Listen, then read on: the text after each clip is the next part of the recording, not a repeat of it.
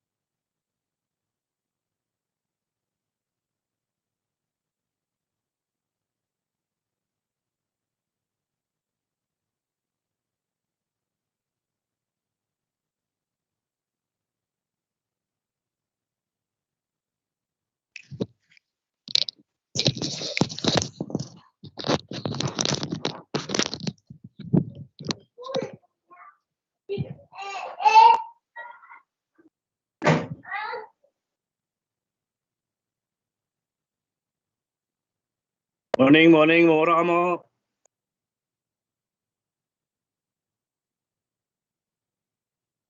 Morning, Morning. Brendan. Morning, Charlotte. Morning, Brendan. Morning, Amal. Morning, Faith.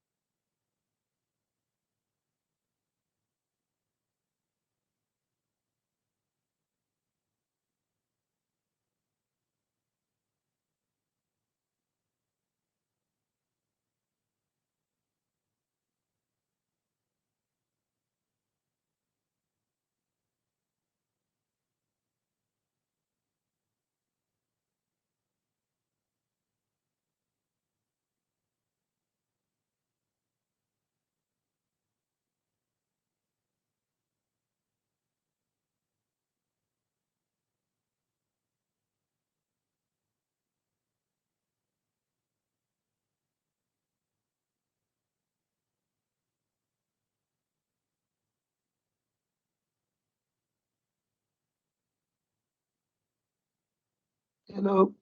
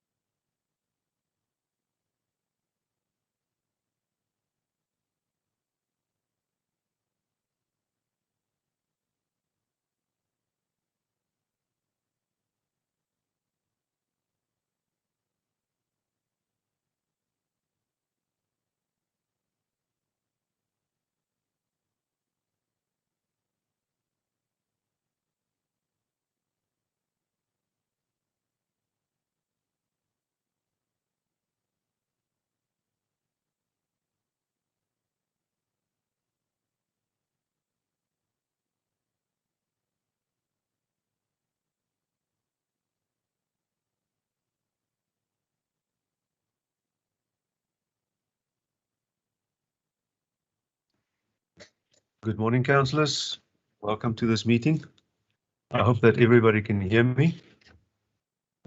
It's a pleasure to welcome the Honourable Executive Mayor, Alderman Leon van Wyk, the Honourable Deputy Executive Mayor, Councillor Clark, the Chief Whip, Councillor Barnard, and then Alderman Williams and Petrus and Van der Hoeven, Giereke, and Kritzinger and Teyizi.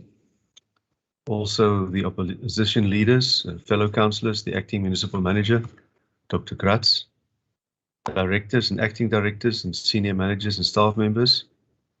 I have not seen whether somebody from the Audit Committee is present. If they are present, they are most welcome. And also, I haven't seen, I see that the press is still not with us. We also welcome them if they do join us for later. I am going to ask Councillor Saffers to please open this meeting for us with prayer. Thank you, Councillor.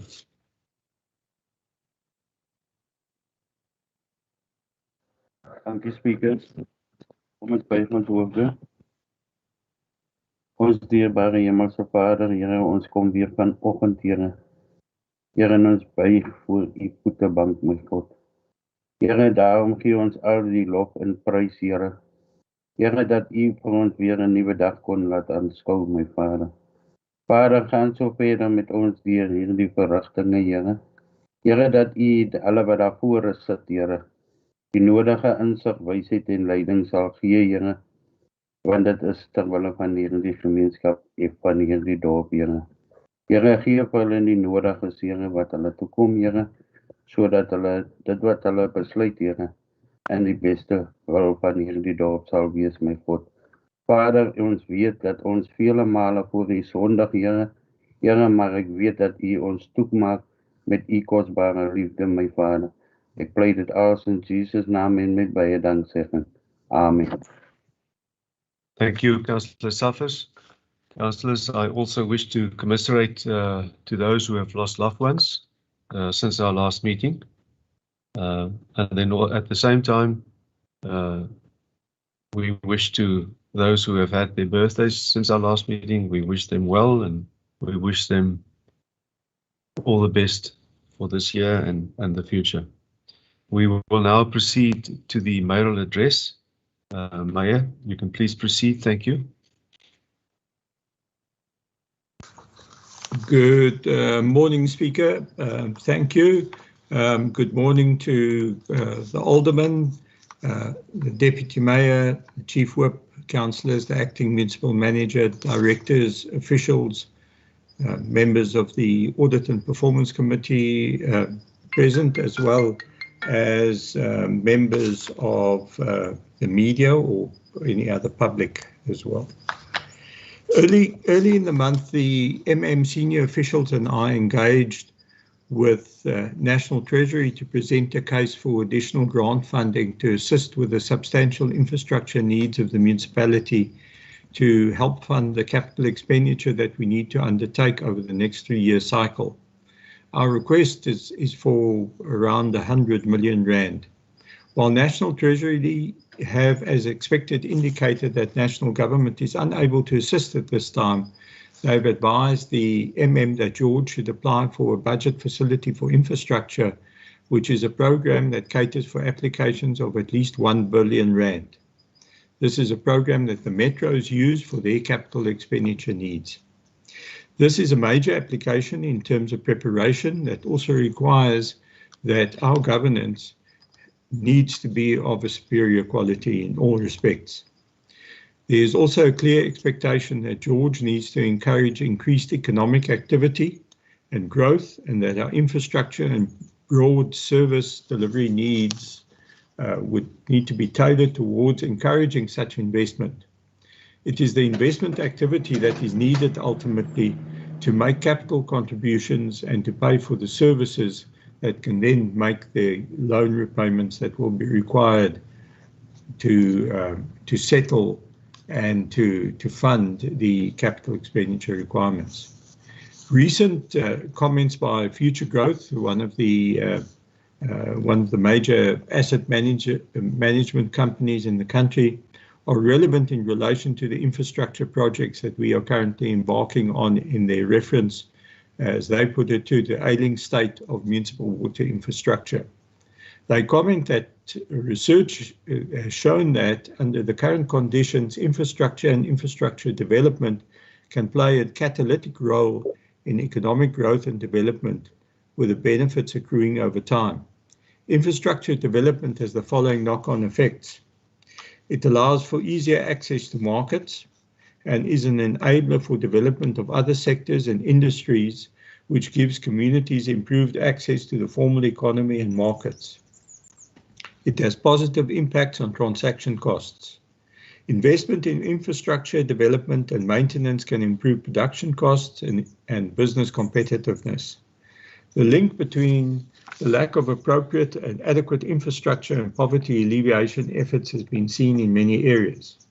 Research shows, for example, that access to electricity improves literacy, healthcare, and nutrition. If this is not addressed, the cycle of intergenerational poverty is entrenched. We therefore need a concerted effort to remove bottlenecks to investment and to create policy certainty for both local and foreign investors, as infrastructure investment plays a key role in spurring economic growth and development. The directors, members of MACO, and I will be continuing our engagement in the coming weeks as we look at ways to re-examine our budget for 21-22 as we prepare for the final budget that will be brought before Council towards the end of May 2021. The public are encouraged to provide comments on the IDP and the budget via the channels that have already been announced. With regard to the Cleaning George project that is underway, I can report that 113 workers have so far been appointed, of which 5 are coordinators. However, 25 of those who were appointed have already left their jobs. This means that the recruitment process by community services continues as the project is being rolled out. Various areas have been clustered together, and once teams have been filled for the wards, they will be placed to work in those specific areas. The work involves the sweeping of sidewalks, cleaning of open spaces, litter picking in the areas, etc. Skips have also been placed in certain areas. Initially, work began in the CBD area and then moved into the industrial areas, into Blanco, and then into various wards, with the main routes getting preference at this stage. As the teams get filled, the internal street areas will then get further attention. The has written to each of our councillors, encouraging all of you to take up the challenge of reporting the service delivery problems in your wards so that they can receive attention. A service delivery monitoring committee has been established and meets every Friday to resolve the more complex problems that have been brought to their attention. The has indicated to me that very few of you councillors have actually acknowledged the email. The target in this program is to employ around 200 workers, which will cost the municipality almost 1 million rand per month in wages. I believe there are many other important projects that could be undertaken of value to communities, rather than collecting litter that has been left behind by citizens. I appeal to all councillors, therefore, to urge citizens to take responsibility for their own areas. I've noticed that a number of councillors are making efforts to establish gardens in areas that were previously illegal dumping sites. So these efforts have to be applauded. The municipality has also entered into a number of collaborative programs with government that will assist in projects linked to these ward-based cleaning programs. In the partnership with correctional services, they are looking to persons that have been convicted of petty crimes, assisting because they are instructed to do community service, and they will then be deployed to do cleaning of streets and beaches. We have so far received 7 out of an expected 23 parolees at this stage. The Western Cape Community Education and Training College operates community learning centres throughout the province and also here, where learners need to complete 4 months of practical training to receive their certificates of completion. And 22 out of 30 expected students have already started work. The Source to Sea program with the Department of Forestry, Fisheries and the Environment will recover litter from 6 of our rivers and waterways, all receiving a daily wage. This program will commence in August 2021. A company, Kataka Raw Enterprises, has entered into an MOU from 1 May 2021 with a 6-month period as part of a corporate social responsibility project that they are undertaking, and the work will then take place in Tembeletu, Parkdean, Marekam, Conville and Rosedale. They will provide skips and work opportunities for community members to turn their waste into some form of a profitable chore. During the month, we were informed that 12 residents who have been recipients of a title deed restitution process organised by the Kailam project have now received their title deeds, and this is to be welcomed, and we obviously naturally encourage any other persons who still need to receive their title deeds to approach our Human Settlements Department. The first 67 houses in the Syferfontein Earth 325 East development have been handed over to the new owners. This handover process will progressively take place in the coming weeks and months. We congratulate all these participants and appreciate the work of our Western Cape Department of Human Settlements, who are the partners in this project. We've been informed by the Western Cape Government, Head of Department of Human Settlements, that approval has been received for the following projects, targets and budget for the 21-22 financial year. That relates to 87,112 million rand in terms of the Human Settlements Development Grants, which entails 586 units, and 10 million from the Informal Settlements Upgrade Partnership Grants. The first one is the HSDG grant, and the second one, the ISUPG grant, for those of you who prefer to use the abbreviations. We also welcome the Pela Health Care Train to George, and they are here this week and next week.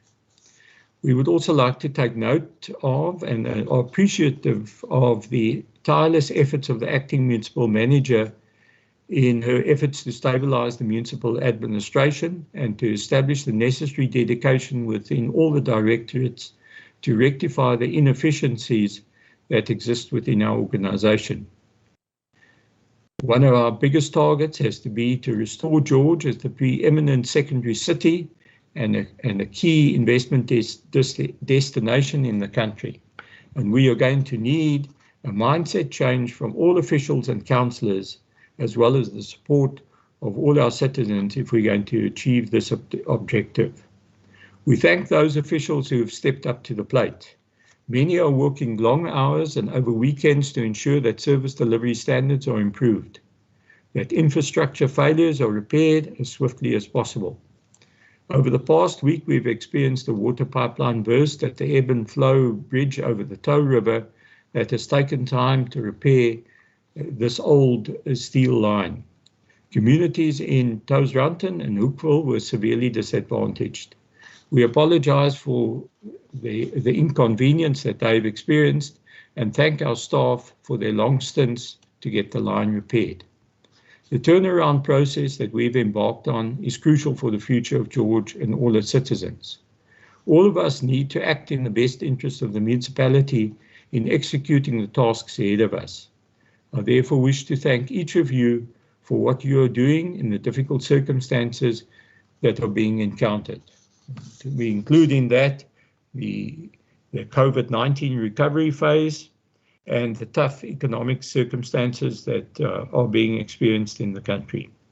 There are green shoots out there, and many citizens are positive and grateful for the changes that they are witnessing.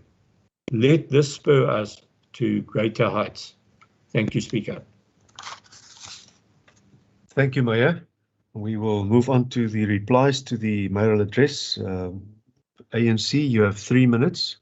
Thank you.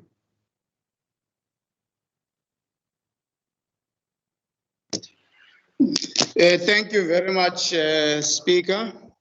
Good morning, colleagues. First of all, Mr. Speaker, I do not understand the mayor for not having a site to firstly congratulate the ANC for a victorious win over the DA. And this for us has shown that the ANC is indeed unstoppable and a moving train against the DA that has actually seen itself falling apart because of its own racist kind of an approach to our people. Mr. Speaker, I hear the mayor speaking about the superior quality of service delivery that is needed.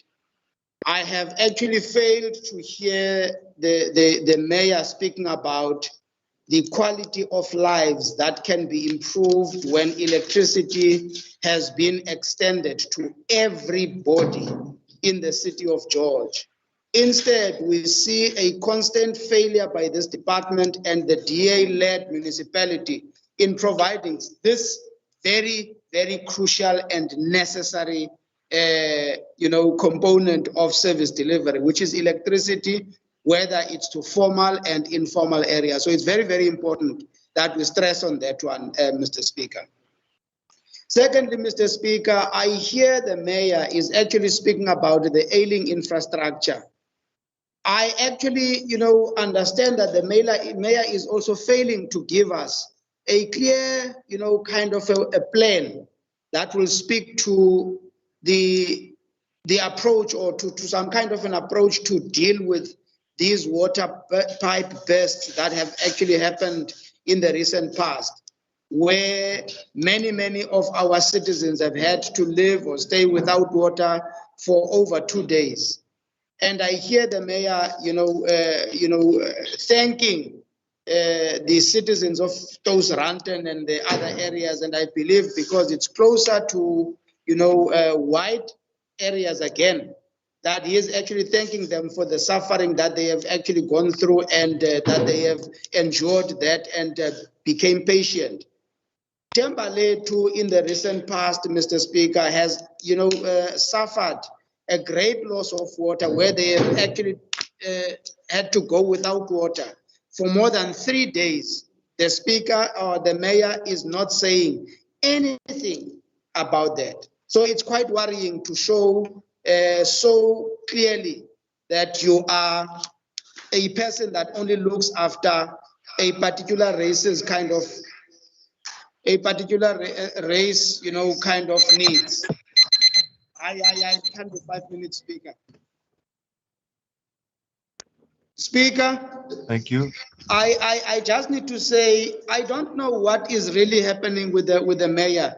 The last time he spoke about 180 job opportunities. Now he's talking about 113. Yes, Speaker. Your time is up. Thank you. Can you give me a minute more, Speaker, please? I'm not going to grant any extra time, Councillor Langa. Thank you. Speaker, you are starting your arrogance again now. Councillor Langa, thank you. You yes. have your 3 minutes to speak. Thank you very much. Next You've become too arrogant again, but thank you very much. The ANC has shown you a lesson that you will never forget. PBI, you have 3 minutes. Thank you, Speaker. Let us also, on behalf of the PBI, congratulate the African National Congress on an emphatic win in Ward 11 in Knysna. It's a clear indication that people are becoming fed up of lies and the tables are turning this time. When I listen to the mayoral speech, I am, and this is serious, I am seriously worried the way they're trying to propose the change in the city. It would appear that the DA is now trying to keep people afloat or involved by creating jobs through infrastructure development with grants from national government. This is a project that will inevitably fail because the more you upgrade your infrastructure, the more ailing it becomes on the other side. You've got to have a new, more vibrant approach in this regard. Infrastructure development is not the only method of creating jobs in the city. The reason, the actual strategy to invite investment to the city would be the right thing to do. To invite proper investment, not to invite people that come to invest a couple of hundreds of thousands of rands or millions of rands, proper investment that can create jobs. But the reason why investors are keeping past George is because of the bad political climate created by the Democratic Alliance. And we must admit that. Because constantly there are media reports of theft and fraud and corruption in the newspapers and infighting, and no investor would come here to waste his money. So we call on the DA to deal decisively with the thieves and the fraudsters within their presence and let the city move forward. They are holding up development and infrastructure development in the city. It's a great pity that you only acknowledge the provincial government in the erecting of 67 houses and the entire development at Rosedale. The active involvement of national government is totally denied by you, Mr. Mayor. Then I want to tell you, there's a lot of things happening within the administration and within your municipality. Says Section 56(5) of the Structures Act oblige you as the mayor to report to this council of what is happening within the administration. We must hear via the grapevine that high-ranking officials are being suspended, and you are not reporting this to this council. We are the council, we are the decision makers, we are the policy makers, but we must hear this on the street and by nobody else. I don't even see a report of the municipal manager in any of our agendas today with regard to what is happening there. We don't know what is happening in the municipality as councillors. It's only a handful of people that do know. The UISP program, you must roll out the UISP program in the colored communities also, where there's a lot of need in our communities, Mr. Mayor. Alderman, Speaker, is my time up? your time is up according to the timekeeper. Thank you, Alderman. And next to speak on this item is Ikoza. Councillor Fortuin, you have 3 minutes.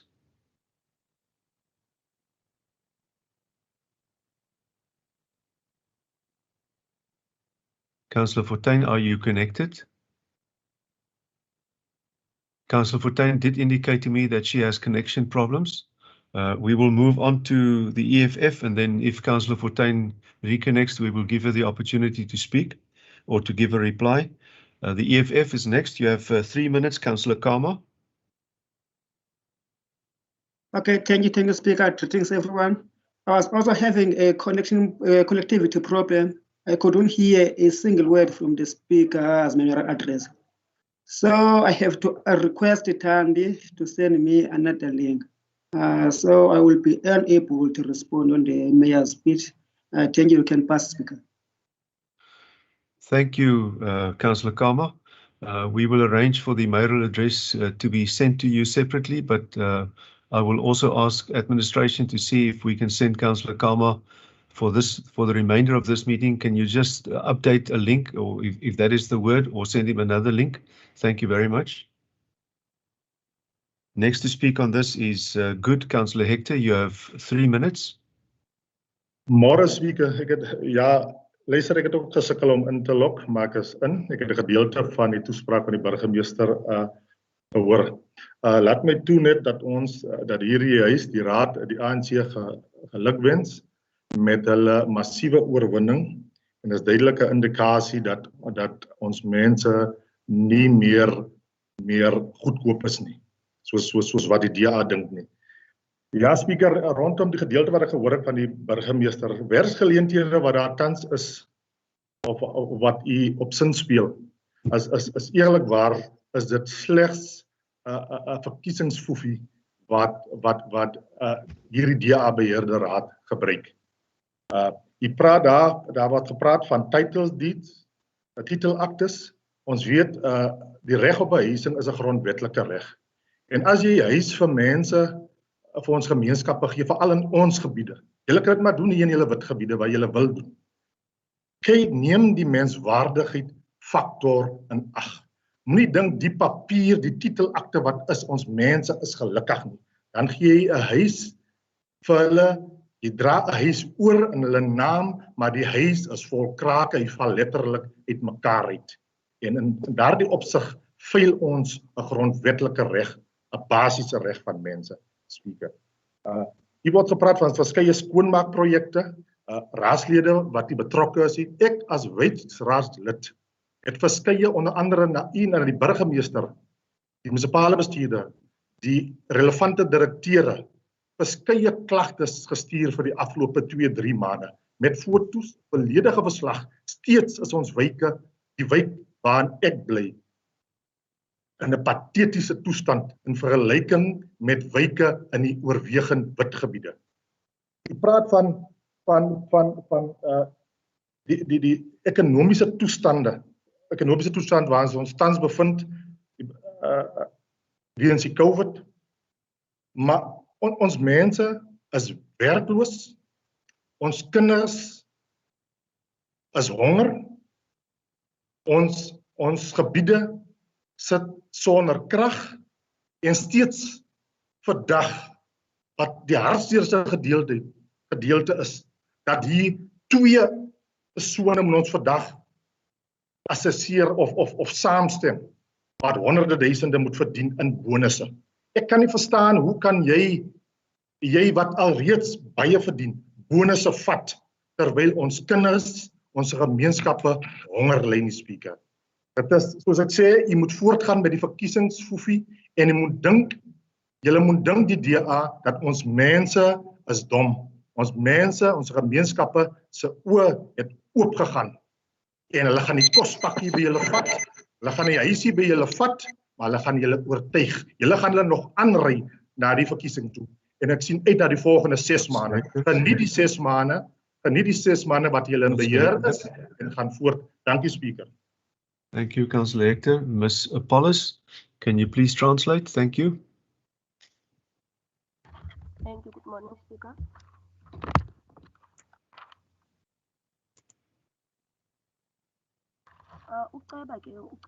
Ms. Apollos, it's very, very faint. You'll have to move much closer to the microphone, please. ANC.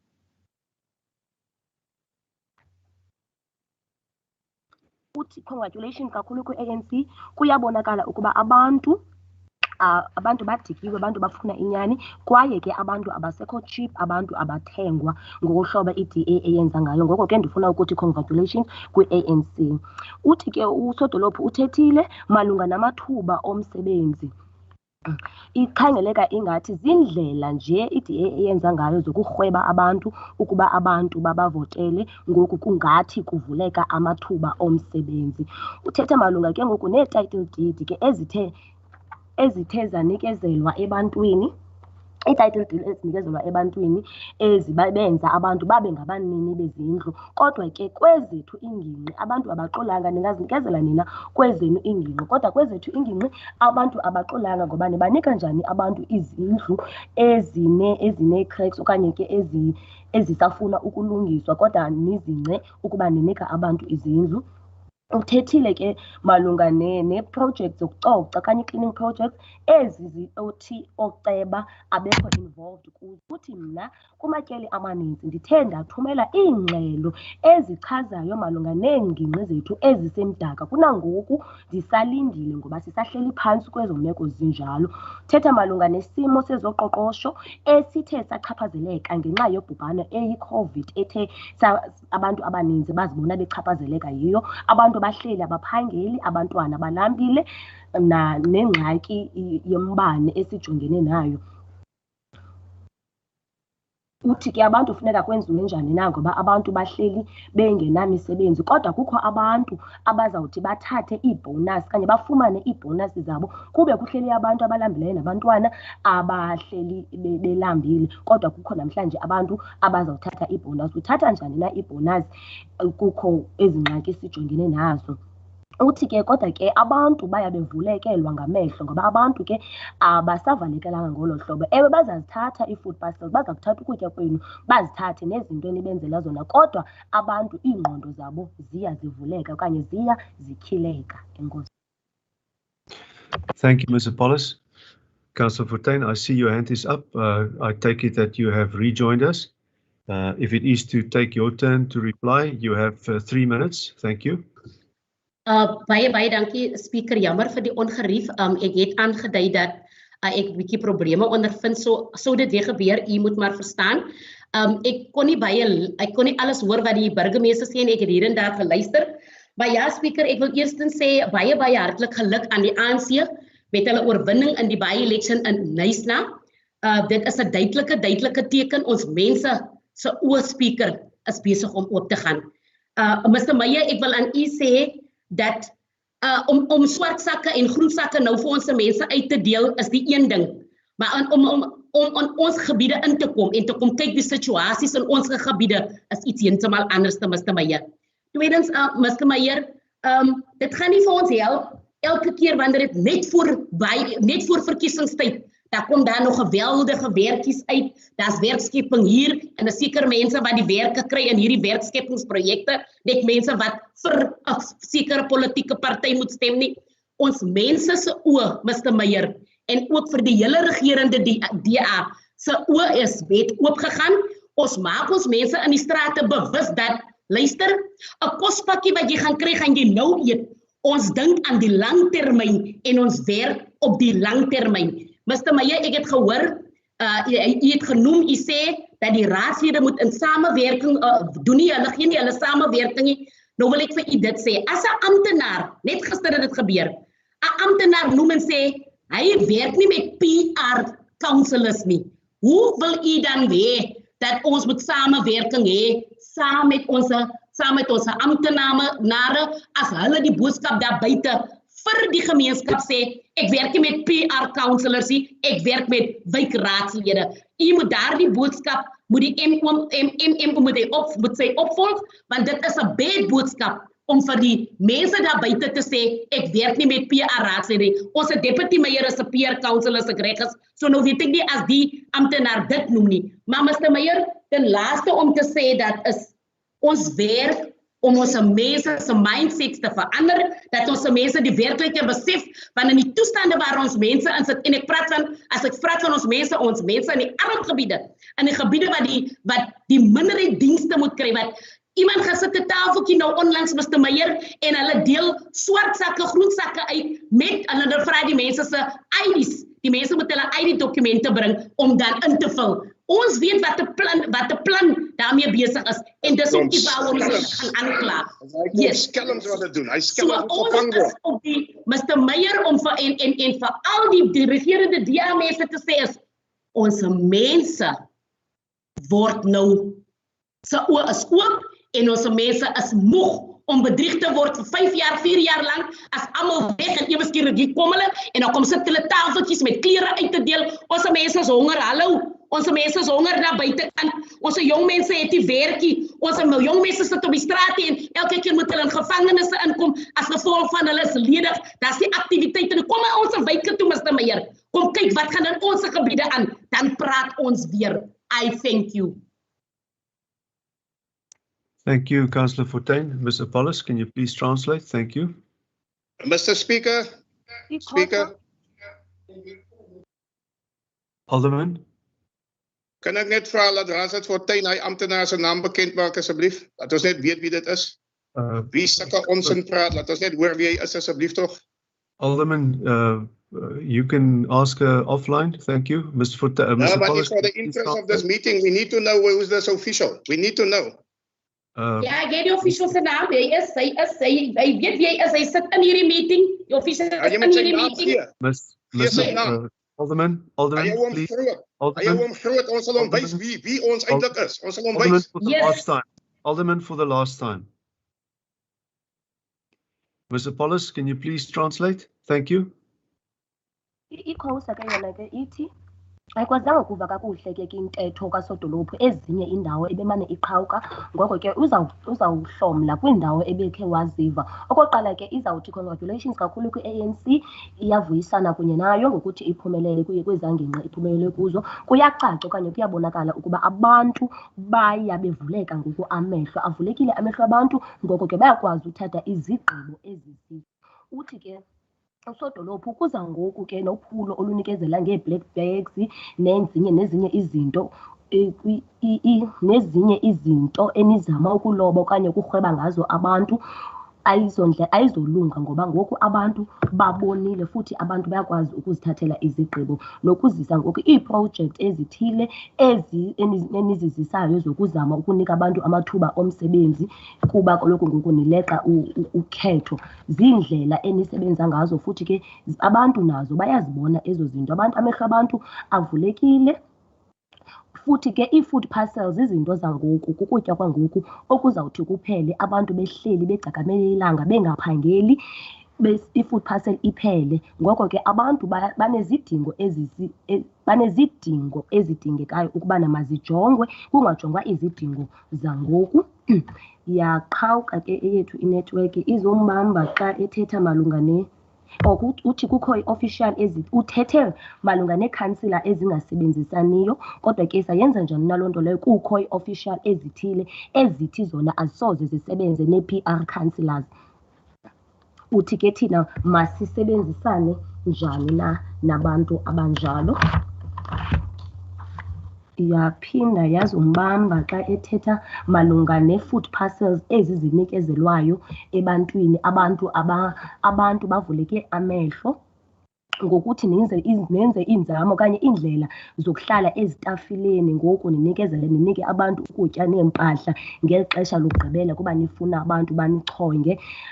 Abantu abatsha bahleli abanamisebenzi, abananto zokwenza. Yizani kwiiwodi zethu zodolophu ukuze nizobona intlupheko yabantu, nizobona iimeko abantu abaphila phantsi kwazo. Thank you, Mr. Paulus. I see that Councillor Hector's hand is up. Councillor Hector.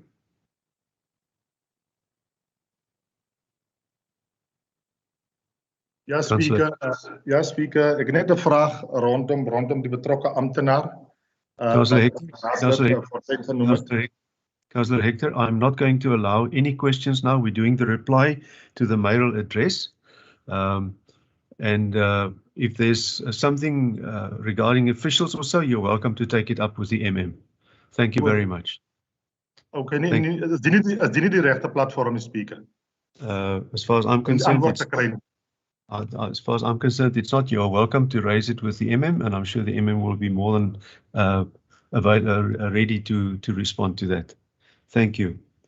The next to speak on this item is the ACDP. You have 3 minutes. Baie dankie speaker weer eens vir 'n geleentheid dat ek u mag toespreek in die burgemeester se toespraak. Burgemeester, baie dankie vir 'n kort en kragtige toespraak, nie lank en magtig nie.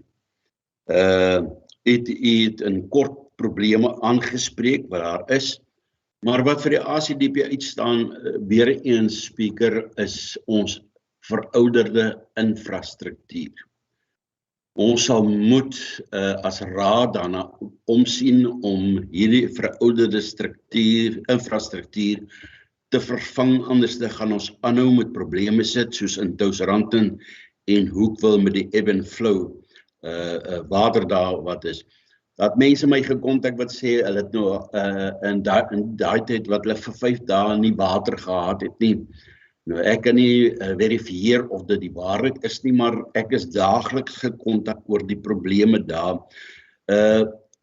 Burgemeester, na u toe, deur die speaker, ons kan nie langer mense so laat sukkel nie. Ons sal moet saam met die administrasie 'n plan uitwerk en iewers sal ons moet fondse kry om ons infrastruktuur die probleme op te los. Dankie ook vir dienslewering probleme wat u aangespreek het en wat die MM verwelkom na toe deur te gee. Ek dink dit is 'n baie goeie punt wat is en dankie vir die inisiatief MM om die probleme die hoof te bied. Maar speaker, iets wat my bekommerd. Ek sien in vandag soos 'n George Herald op die voorblad is daar dat raadslid Stekron hier die nasionale vervolgingsgesag gaan hom nie vervolg nie. Nou ek is dan seker hulle het 'n brief aan die munisipaliteit voor die tyd gestuur. Is dit nodig dat ons as raadslede sulke belangrike inligting van ons plaaslike koerant wat dit voor ons raadslede gekry het, dat hulle dit publiseer en ons dit daarin lees. Ook soos vorige spreker genoem het, daar is van ons direkteure wat geskort is en ons het dit maar via the grapevine gehoor. Daar's niks amptelik aan ons deurgegee nie. Ek glo nie dit is hoe ons raadslede behandel moet word nie. Ek dink ons moet in alles in kennis gestel word. En dan weer eens speaker, vir my is dit belangrik die lughawe kruising. Gaan ons nou eers wag voordat daar nog 'n ongeluk is en mense hulle lewens verloor voor ons hierdie kruising weer gaan aandag aan gee. Ons het druk geplaas by Voelklip en daar is veranderinge aangebring. As ons as gemeenskap van George ook druk plaas op 'n provinsiale regering, dan sal daar ook iets gebeur, want dis 'n gevaarlike kruising en een lewe wat nog verloor word is 'n lewe te veel. Baie dankie speaker, geseënde dag. Thank you, Councillor. Mr. Paulus, can you please translate? Thank you. I-ACDP iyabulela ke yona kakhulu ngentetho kaSodolophu. Uthi enkosi kakhulu Sodolophu ngentetho yakho esulungekileyo, futhi ke intetho ibingakhange ithathe ixesha ibende, kodwa ke intetho yakho ibithe ngqo kwimiba ebalulekileyo ebesifuna ukuyiva. Uthethile ke malunga neengxaki ezikhoyo ezijongene nazo, wakhankanya ke kakhulu malunga ne-infrastructure. Uthi ke masijonge kakhulu indaba yokulungisa ke-infrastructure, okanye kungenjalo sizawubona nathi sikwingxaki ibikhe yehlela iTosranteni, apho abantu bebentsayela khona iminxeba, abantu besithi bahleli ngaphandle kwamanzi iintsuku zade zantlanu. Ngoko ke mazijongwe izinto ezinjalo ukwenzela uba nathi singazothi sigaxeleke kwiingxaki ezinjalo. Uthi ndiyabulela kodwa ke kakhulu Sodolophu ngokuhanjiswa kwenkonzo service delivery ethe yenziwa. Enkosi kakhulu nangeenzame ezithile obonakalayo ukubana ziyazanywa ukubana kuncediswane nokuphucula isixeko sethu. Uthi ke eyona nto noko engakhange imphathe kakuhle yinto ebeyibhalwe namhlanje kwiphephandaba malunga nekhansila omnye woceba wethu uceba konye, apho ke kuchazwa khona malunga ne-K malunga neleta, yonke into ibonakalisiwe phayana ephepheni. Ngoko ke uthi ayindiphathanga kakuhle loo nto leyo, ngoba kutheni ezethu iingxaki singoceba zikhawuleziswe zisiwe emaphephandabeni, kodwa ezi-officials uthi kukho i-official siva nje ngamarhe ukubana inqunyanyisiwe, kodwa thina silibhunga khange sixelelwe nto ngaloo nto leyo, kodwa eyethu imiba iyathatha ithiwe thaca uba mayibonwe nguwonke-wonke. Noko leyo into ayindiphathi kakuhle, noko sicela ukubana mayijongwe.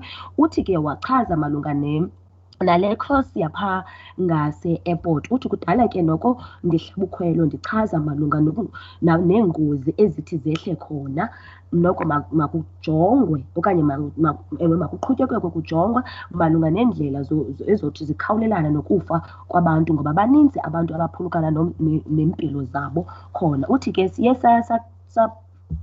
sachaza ingxaki ibikhona eFoolklip, noko ngoku kuyasetyenzwa, noko kukhangeleke ngathi ikhona into eyenziwayo ngalaa ndlela. Ngoku ke makujongwe nale ndlela yase-airport, futhi ke ndizawusoloko ndithetha de ibe khona into eyenziwayo ngaloo nto. Enkosi.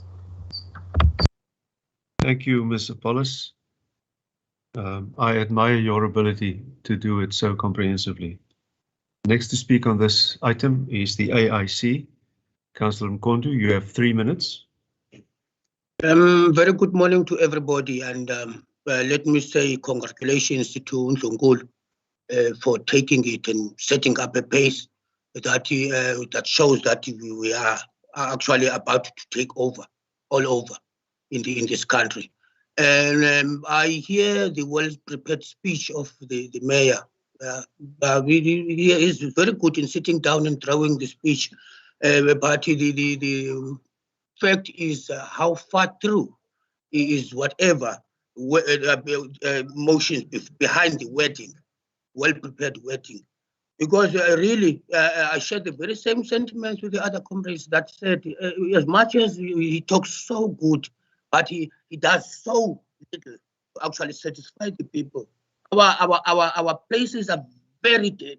It doesn't matter what you say and whom you say it to in this municipality, because you are in the opposition, it is disregarded.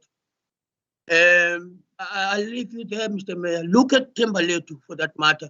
You want to enroll the 4B of the whatever that phrase is of the co-church, but look at the streets of Thembalethu.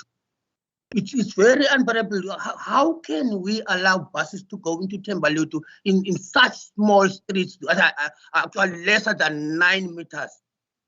Where are the buses going to drive there? And there are no bus stops, no nothing. So they're going to cause inconvenience, but you're saying nothing about it because you don't really care in any way. You just beautify your speeches so that at least people, you can use some people into whatever you're saying, which is, I don't think this time you're going to make it. I thank you. Thank you, Councillor Mkondo. Next to speak on this item is the Freedom Front Plus. Councillor van die Kerk, you have 3 minutes. Baie dankie Speaker, deur u aan die burgemeester. Dankie vir die insiggewende toespraak. U het raak gevat met baie aspekte wat ons bekommer is. Heel die Vryheidsfront is van mening dat u soveel meer dalk kon gesê het, maar op dit wat u gesê, die verouderde infrastruktuur beslis. Ons het dit al vele male in die verlede gesê, dit moet aangespreek word. Dit is nie net beperk tot waterpype nie. Ons kyk ook na ons sekondêre paaie wat besig is om te deterioreer en wat ook maar net met lyk soos 'n lappieskombers, hier stop, daar stop, hier stop, daar stop. Dieselfde met die pype, dis lap en stop. Dit is nie onderhoud nie. Dit sal moet aangespreek word. Ons het sien keuse nie. Dan ten opsigte van werksverskaffing. Dis bitter jammer dat armoede gekoppel word aan 'n kleur. Armoede soos misdaad het nie 'n kleur nie. Ek wens ek kan mense wat glo dat armoede net beperk is tot sekere mense neem en hulle gaan wys hoe mense hondekos met soja meng. Hierdie blikkies hondevleis, omdat hulle niks anders het om te eet nie. Dan sien jy werklik die gesig van armoede. Armoede is regoor. Hy het nie voorkeur nie. En armoede kan slegs aangespreek word as ons die ekonomie nie gaan kry en werkskepping kan bevorder. Daar praat van werkskepping. Ons het 2 groot bronne. Een is toerisme, die ander ene is ontwikkeling. Daarom moet die kapasiteitprobleem ten opsigte van riool dringend aangespreek word. Laat daardie ontwikkelinge kan verder gaan, dat werkverskaffing kan ontwikkel word. Dit is goed om te hoor van inisiatiewe wat in die vooruitsig gestel word, maar die burgemeester weer eens, en ek deel sekere van sommige van die sprekers sentimente. Dit is hartseer, ons sit hier en ons ondersteun al hierdie projekte, en wanneer dit dan materialiseer, dan sien ons maar die mannetjies met die blou DI t-shirts wat hardloop asof dit 'n DI inisiatief is, wat dit nie is nie, dis 'n munisipale inisiatief. Ek glo ons moet daardie balans net regstel. Ten opsigte van die ondersteuning, die e-pos van die MM, ja, die Vryheidsfront is op rekord, ons sal u volkome ondersteun, solank dit in die beste belang van George en die mense van George is. Maar dan wil ons ook sê, ken ons ook in u besluit. Onlangs is daar huise was daar in Rosedale, daai nuwe huise wat so lank leeg gestaan het daarso. En Ons moes by die mense op die grond uitvind, hoor hierdie huise kan geallokeer word. Waarom weet ons nie daarvan nie? Ons word vrae gevra en ons weet nie wat om vir hulle te sê nie. Dieselfde met die EWP aanstellings. Dieselfde, yes, meneer die Speaker. Your time is up. Speaker, kan ek dan net afrond? Ek wil net sê ten opsigte van die tussenverkiesings, dit is so, Wijk 11 is gister gewen deur die ANC, baie geluk aan die ANC, maar Wijk 20 sien ek in Kaapstad is weer deur die DA gewen, so geluk ook aan die DA. Daar is maar altyd wenners en daar is altyd verloorders in dit. Dankie meneer die Speaker. Thank you, Councillor van die Kerk. Next to speak, sorry. Yeah. Mr. Apollos, can you please translate? Uthi-ke uceba yabulela kakhulu sodolophu, enkosi kakhulu ngentetho yakho esulungekileyo, enkosi kakhulu ngoba kaloku ibika imiba ebalulekileyo nezinto esijongene nazo apha kwidolophu yethu. Uthi ke into endihlala ndithethe ntoba xa kujongwana ne-infrastructure zizinto efuneka kujongwe, makungajongwa imibhobho yodwa, imibhobho egqabhukayo, kodwa makuthi kujongwe neendlela zethu eziwayo nale nto uba uthi uhamba endleleni ibe hleli njengo-stop and go. Futhi ke izinto ezinjalo mazithi nazo zijongwe. Uthi ke ayikho right okanye irongo into yokubana kusoloko kufakwa ibala kwezinye izinto okanye ingathi xa kuthethwa ngabantu abahluphekileyo kuthethwe ngebala elithile. Uthi ubuhlwempu okanye indlala ayinabala okanye ayikhethanga bala, ubundlobongela okanye ukwaphula komthetho akukhethanga bala elithile. Uthi ke xa uhamba okanye ujonga nje apha uhamba apha edolophini ziba khona iimeko zobuhlwempu, uthi uzibone. Uthethile ke malunga nabantu abatya ukutya kwezinja ngenxa yobuhlwempu abajongene nazo. Uthi ke ezinye iimeko ezithi xa uzijongile ziyenza intliziyo yakho ibe buhlungu, ufike ke kukho abanye abantu abayenza le nto ibe ngathi yinto enokwenza nohlanga oluthile okanye nohlanga oluthile. Uthi ke xa silapha ke mandibulele kakhulu ke solidolophu ngeeprojekthi ozi-initiatayo, siyabulela kakhulu. Uthi ke ibuhlungu into eyenzekayo into yoba xa silapha siyazixhasa kakhulu iiprojekthi ezithi ziphume, kodwa xa zithi ziphume okanye xa kufikelele ixesha uba mayiqalise loo projekthi sibone ngabafana abanxibe izikipha eziyi-blue ze-DA, ikhangeleke ibe ngathi yinto ye-DA. Kodwa ke ndifuna nje icace into yoba uphuhliso olwenziwayo lwenziwa lele sixeko ayilo le-DA. Uthi ke siyayixhasa i-email evela ku-MM ukubana izokwenza into yokubana i-service delivery iqhubeke nokuncedwa nabantu, siyayixhasa kakhulu thina loo email. Uthi ke ezaa zindlu ziphaa eRosedale kudala zimile zi-empty kungade kungene bantu. Uthi asisayazi ngokuba masiphendule sithini na xa abantu besibuza, futhi malunga nezi projects ze-EPWP nazo asiyazi ukuba masiphendule sithini na xa sibuzwa malunga nezo zinto. Uthi ke ndiyathi congratulations ke naku-ANC ethe yawina ke nazo kwezinye iward, ne-DA ke ndiyabona iwinile phaa kwiward 20, into ethetha ukuthi abanye ke bayaluza abanye bayawina, yindlela ekuyiyo. Enkosi. Thank you, Mr. Apollos. Councillor Fontaine, your hand is up. Dankie Speaker. Nee Speaker, ek wil net gevra het, Rasa de Tooi het genoem, het gepraat van 'n brief wat daar het ons 'n brief ontvang van die vervolging van wat vanoggend staan in die George Herald. Is daar so 'n brief by die raad afgegee? Point of order, Speaker.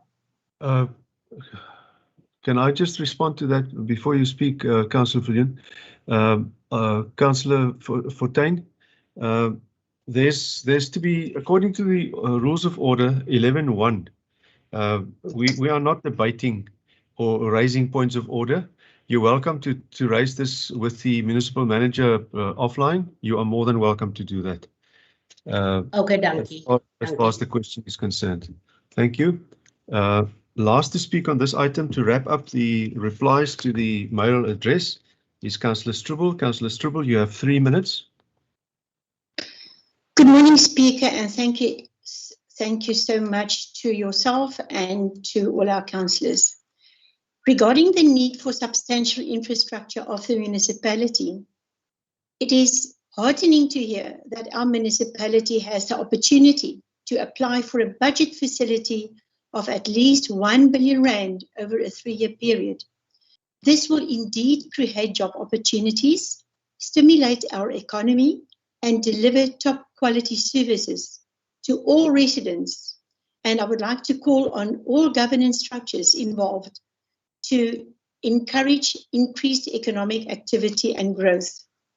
We are well aware of infrastructure upgrade needs and are constantly looking at what can be done.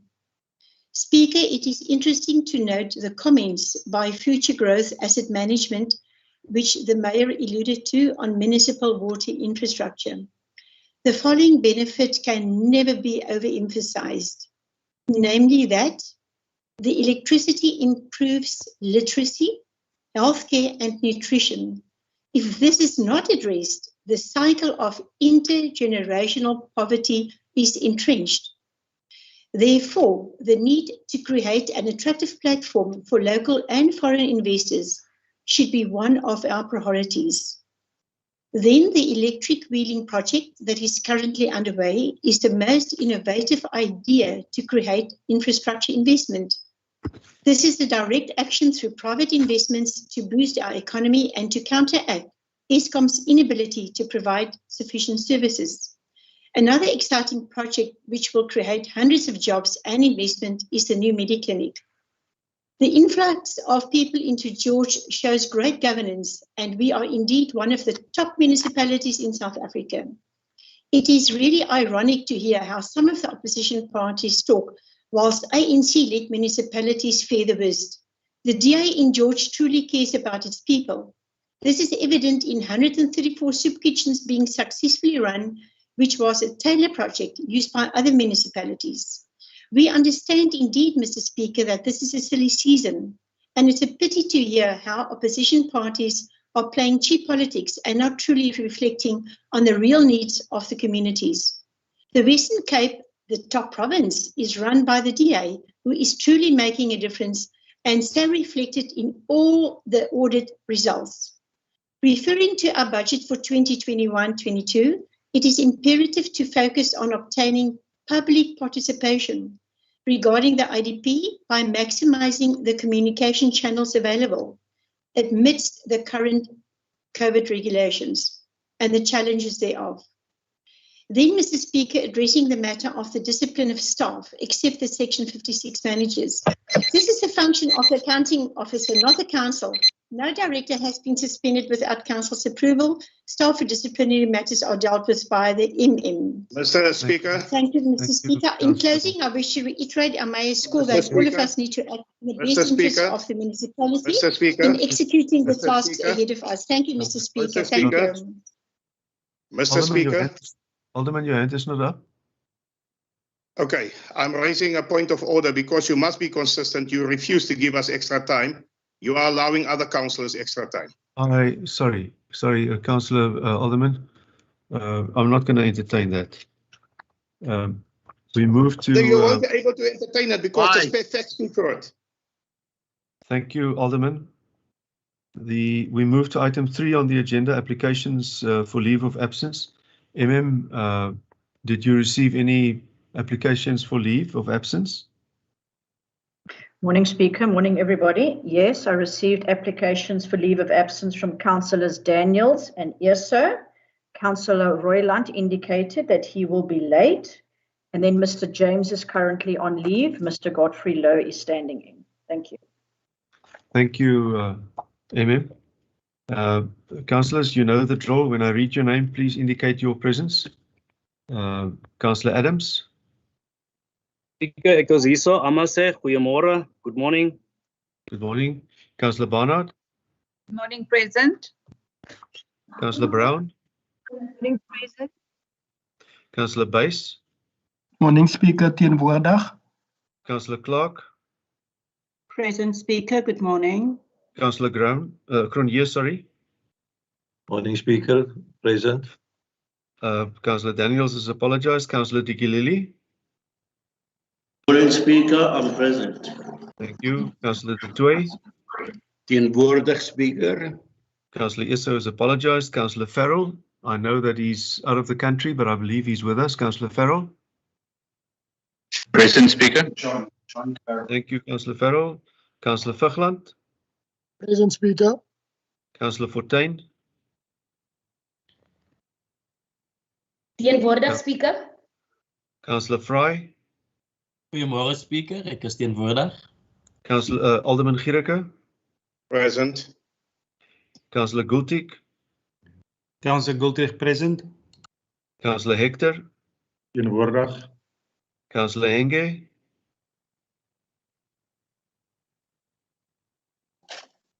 Councillor Corner Henge. speaker. You corner speak. Councillor Ingo. Môre Speaker teenwoordig. Councillor Jantjies Gushman. Present speaker. Councillor James.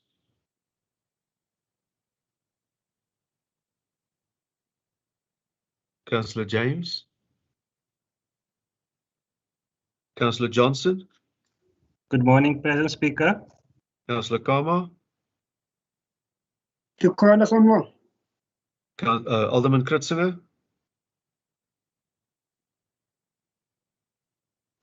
Present Oh. Speaker. Councillor Langa. Tikona speaker. Councillor Lisele. Present speaker. Councillor Lof.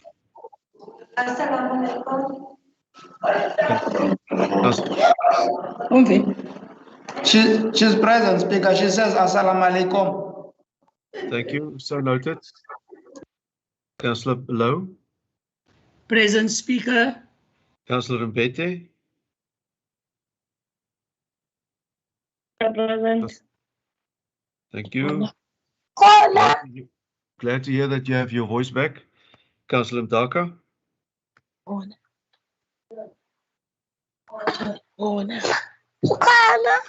I'm here, Speaker. Thank you. Councillor Mkondu. Present, sir. Councillor Nkamazana. Good morning. I'm present, Speaker. Good morning. Councillor Noble. Noble alias Juan. Present. Councillor Nosala. Tikona. Councillor Alderman Petrus. Teenwoordig Speaker. Councillor Francis.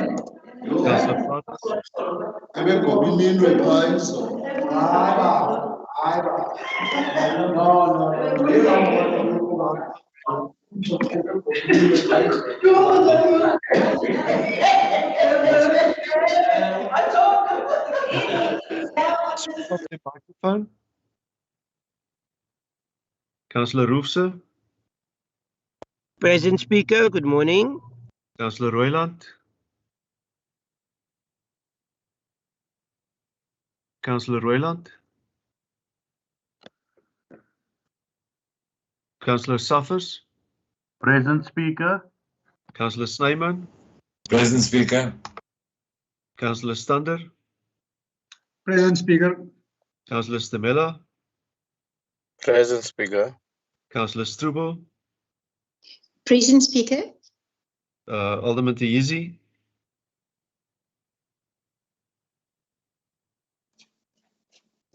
Alderman van der Hoofd. Alderman van der Hoofd.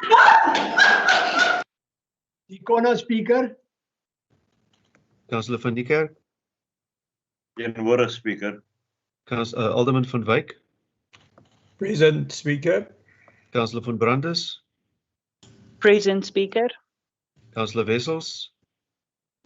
Present Speaker. Alderman Williams. Present Speaker. Councillor Windvaai. Goeiemôre, Speaker teenwoordig. Thank you. The acting municipal manager. Dr. Present Gratz. Speaker. Present Speaker. Thank you. The acting director, corporate services. Good morning, Speaker. Present. Thank you. Good morning, Mr. Lowe. The acting director, financial services. Present, Speaker. The acting director, civil engineering services. Lionel Daniels, Present, Speaker. Thank you. The Acting Director, Electrotechnical Services. Could I speak as Stefan Merwe present? Thank you. The Director, Human Settlements. Good morning, President Speaker. The Acting Director, Planning and Development. Good morning, Delia Power present.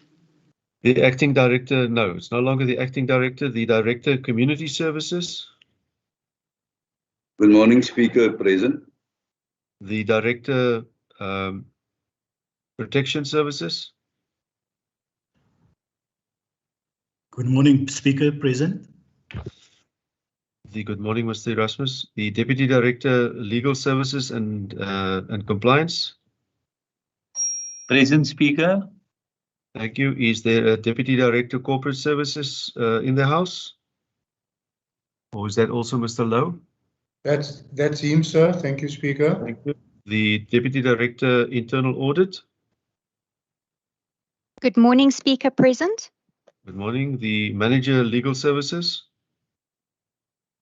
Good morning, Speaker, present. Morning, Mr. Miller. The Manager, IDP. Morning, Speaker, present. The Manager, Communication Services. Morning, Speaker, present. Morning. The Manager, Risk Management. That's also been Mr. Gon. The Manager, Executive Support Services. That position is no longer there. I'm sorry, that is. My apologies. The Manager, Executive Support Services in the Office of the Municipal Manager. Good morning, President Speaker. The Manager in the Office of the Mayor. Present, Speaker. The Acting Manager, IT. Speaker, he's on leave. Thank you.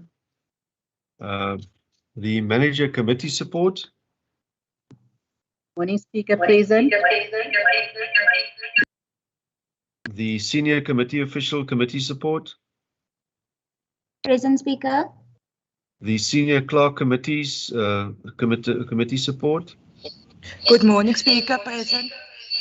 And the interpreter, Mr. Paulus, who so eloquently translates. Mr. Paulus, you can just read. Thank you very much. Is there anybody else in the meeting that I should indicate? I did see Dr. Potgieter's presence. Is there anybody else that we need to take note of? Good morning, Speaker, present, Speaker. Sorry, who is that? Was Councillor Royland. I was going to come back to you, Councillor Royland. Thank you for that. Speaker. And then we also missed out. Speaker. Is Cushman Speaker? Yes, Councillor Cushman. I have written on the chat box that Councillor James was here, but she felt sick and went home. I'm not sure whether you've noticed that. I have not noticed it. I'm good, but I'm not that good to look at this and the chat box at the same time. But also we have not skipped, but when I asked about Councillor Plata, there was Is Councillor Plata in the house? Yes, Speaker. Yes, she is. Tetas Plat. Thank you. And Councillor Royland is also present. I think that then finalizes the roll call. Thank you very much for that. We move to item 4 on the agenda, which is official notices. I'm not aware of any official notices. We move to item 5, disclosure of interest by councillors. Item 5 of the Code of Conduct for councillors. And disclosure of benefits by municipal staff members. Item 5 of the Code of Conduct for municipal staff members. I have not received any. I'm not aware of any. We move to item 6, which is a list of deferred items. There are none as far as I know. We move to item 7, minutes of the previous meetings. 7.1, minutes of an ordinary e-council meeting held on 25 March 2021. And I have a proposer and a Snyman there. Councillor Snyman and Councillor Brown. Councillor Brown. Thank you. Councillor Hector, your hand is up. Councillor Hector, your hand is up. Teenvoorstel, Speaker. Ek aanvaar nie die notules nie. It is so noted, Councillor Hector. Item 7.2, minutes of a special e-council meeting held on 31 March 2021. A proposer, please. I so propose, thank you. Thank you, Second, Alderman Snyman. Kitchener. Sorry, seconded by? I didn't hear that. Snyman. By Snyman, thank you. We move to item 8, minutes of the executive mayor in committee meeting. Speaker, sorry, verskoon my hand is op. 7.2. Councillor Hector. Ek sê my hand is op, Speaker. Yes, Councillor Hector. 7.2. Ek aanvaar nie die notules nie as 'n ware weergawe nie. It's so noted. Thank you, Councillor Hector. Minutes of the executive mayor in committee meeting. That is item 8. Item 8.1. Councillor Fortuin, your hand is up. Speaker, ek wil ook net antwoord dat ja, ons wil hê, ek wil graag ook hê daar moet gekyk word na die minutes. Ek aanvaar ook nie die minutes nie, want daar is nie al die weergawe wat daar moet opkom nie. Thank you. May I suggest that you raise this directly with the office of the municipal manager? Thank you. 8, minutes of the executive mayor and committee meetings. Item 8.1, minutes of the special e-mayor committee meeting held on the 23rd of March. We have item 8.1.1. Proposed amendments to the land use planning bylaw for George Municipality, development charges. Councillors, this matter was actually dealt with at the special meeting on the 30th on the 31st of March. So I'm not going to, we're not going to resubmit this item. We move to item 8.2. Therefore, can I get a proposer and a seconder for these minutes? Before we move on. Barnard proposes. Barnard proposes and seconded by Alderman Kritzinger. Thank you. 8.2, minutes of the e-mayor in committee meeting held on 15 April 2021. 8.2.1, application to purchase earth 3220, portion of earth 1821. Tyolarola, I never can say that, for educational purposes, Ntaka Street, Tembaletu. First to speak there is Councillor Stamela. Councillor Stamela, you have 3 minutes. Thank you, Speaker. Speaker, I'm appreciated for the purchasing of 3220. We receive an application from Service to Glory Early Childhood Development Center to acquire R3220 portion and R1821 for the purpose of early childhood to develop center. The idea is to support, to assist social care users. The opportunity to advance this objective. The only matter is that we must do it in an objective manner to dispose of these assets in a fair and equitable way. And I therefore propose the recommendation on page 78 that this and all others, other similar sites be sold on a public tender. I therefore thank you, Speaker. Thank you, Councillor Stamela. I want to ubhalelwe ngubani uthindile kangaka. Councillors, please. Councillors, please.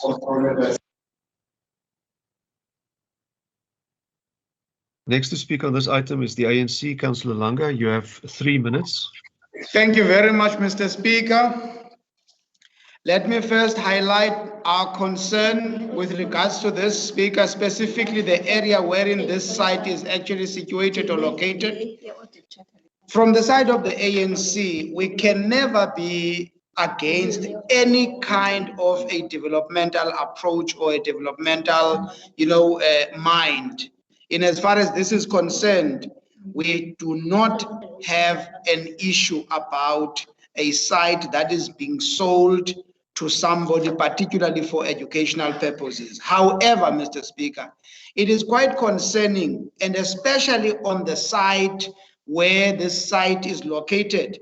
We are concerned that we have raised on a number of occasions, even in the budget, where we have raised, the issues of developing those plots and make sure that there are roads and there are plots that are being cut out and be allocated to people.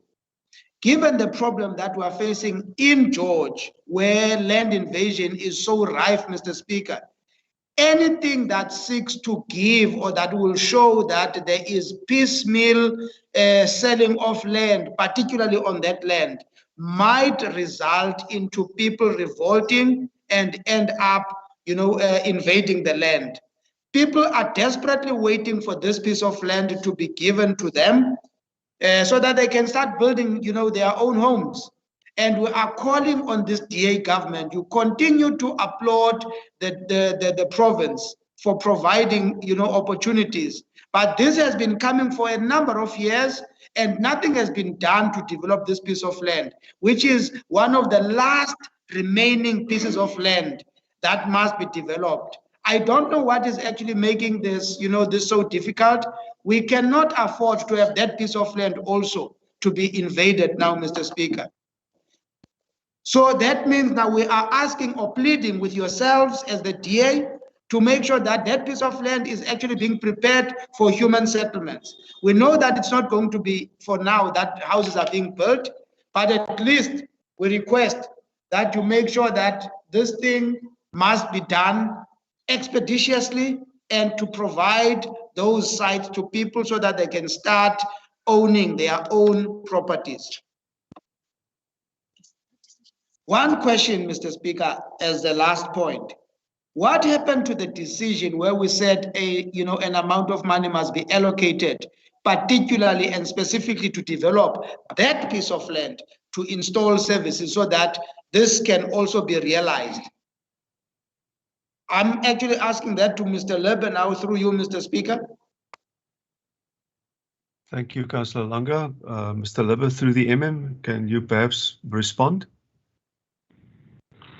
Chairperson, yes, we in our comments on page 77, we have alluded to the fact that we are currently busy with a survey of all such portions of land that is of value that we can include for integrated human settlements, not just for residential purposes, but for all other purposes. And we have a town planner in our employ at Human Settlements who is currently busy with that exercise. And once we have done that, we will bring a report back to council. I must admit, Speaker, I'm not aware of the fact that there was such a request unless it was included in the IDP requests, and all those requests went to the budget processes. And I must first go and determine what happened to such a response to that request, Speaker. Thank you. Thank you, Mr. Lebe. Councillor Langa. Yes, no, thank you, Mr. Speaker, but I just need to check. I understand, the responses of Mr. Lebe. Perhaps he's actually going to, formulate that response and give it to us, but definitely that is an issue that has been raised even in our ward committee meetings, and that has been sent to him in his department. So that is something that has been done. So I just want to make sure that these things get expedited, and I'm sure I'm going to get a response from him, Mr. Speaker. Thank you. Thank you. Last to speak on this item is Councillor Fry. You have 1 minute.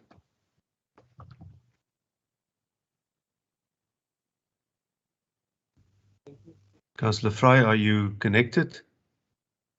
Am I audible? Can you hear me? I can hear you now. Thank you. Thank you, Speaker. Speaker, I am not going to waste any time. I will second the proposal made by my colleague, Councillor Simela. Thank you, Councillor Fry. If I may paraphrase, Councillor Fry, who has a very poor line, supports the proposal made by Councillor Stemela. Thank you. We move to item 8.2.2, proposed ennoblement of a portion of the remainder of Earth 464 George, situated on the old airport road, envisaged for the future South Cape College main campus. Councillor Vugland is to introduce this item.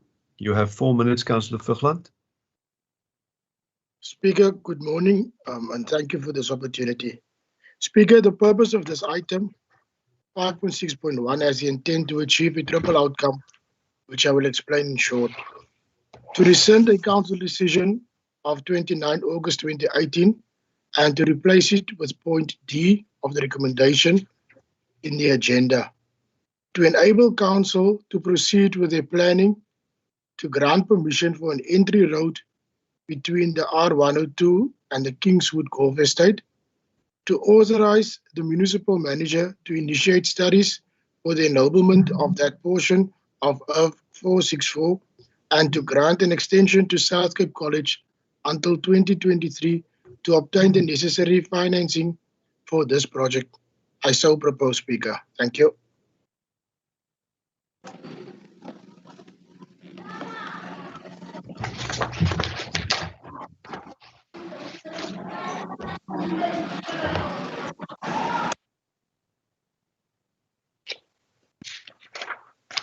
Sorry, my microphone was off.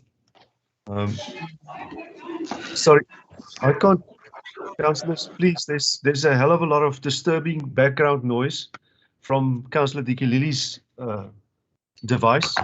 If we can please keep it civil, thank you very much. Next to speak on this item is Councillor Nosana. You have 2 minutes.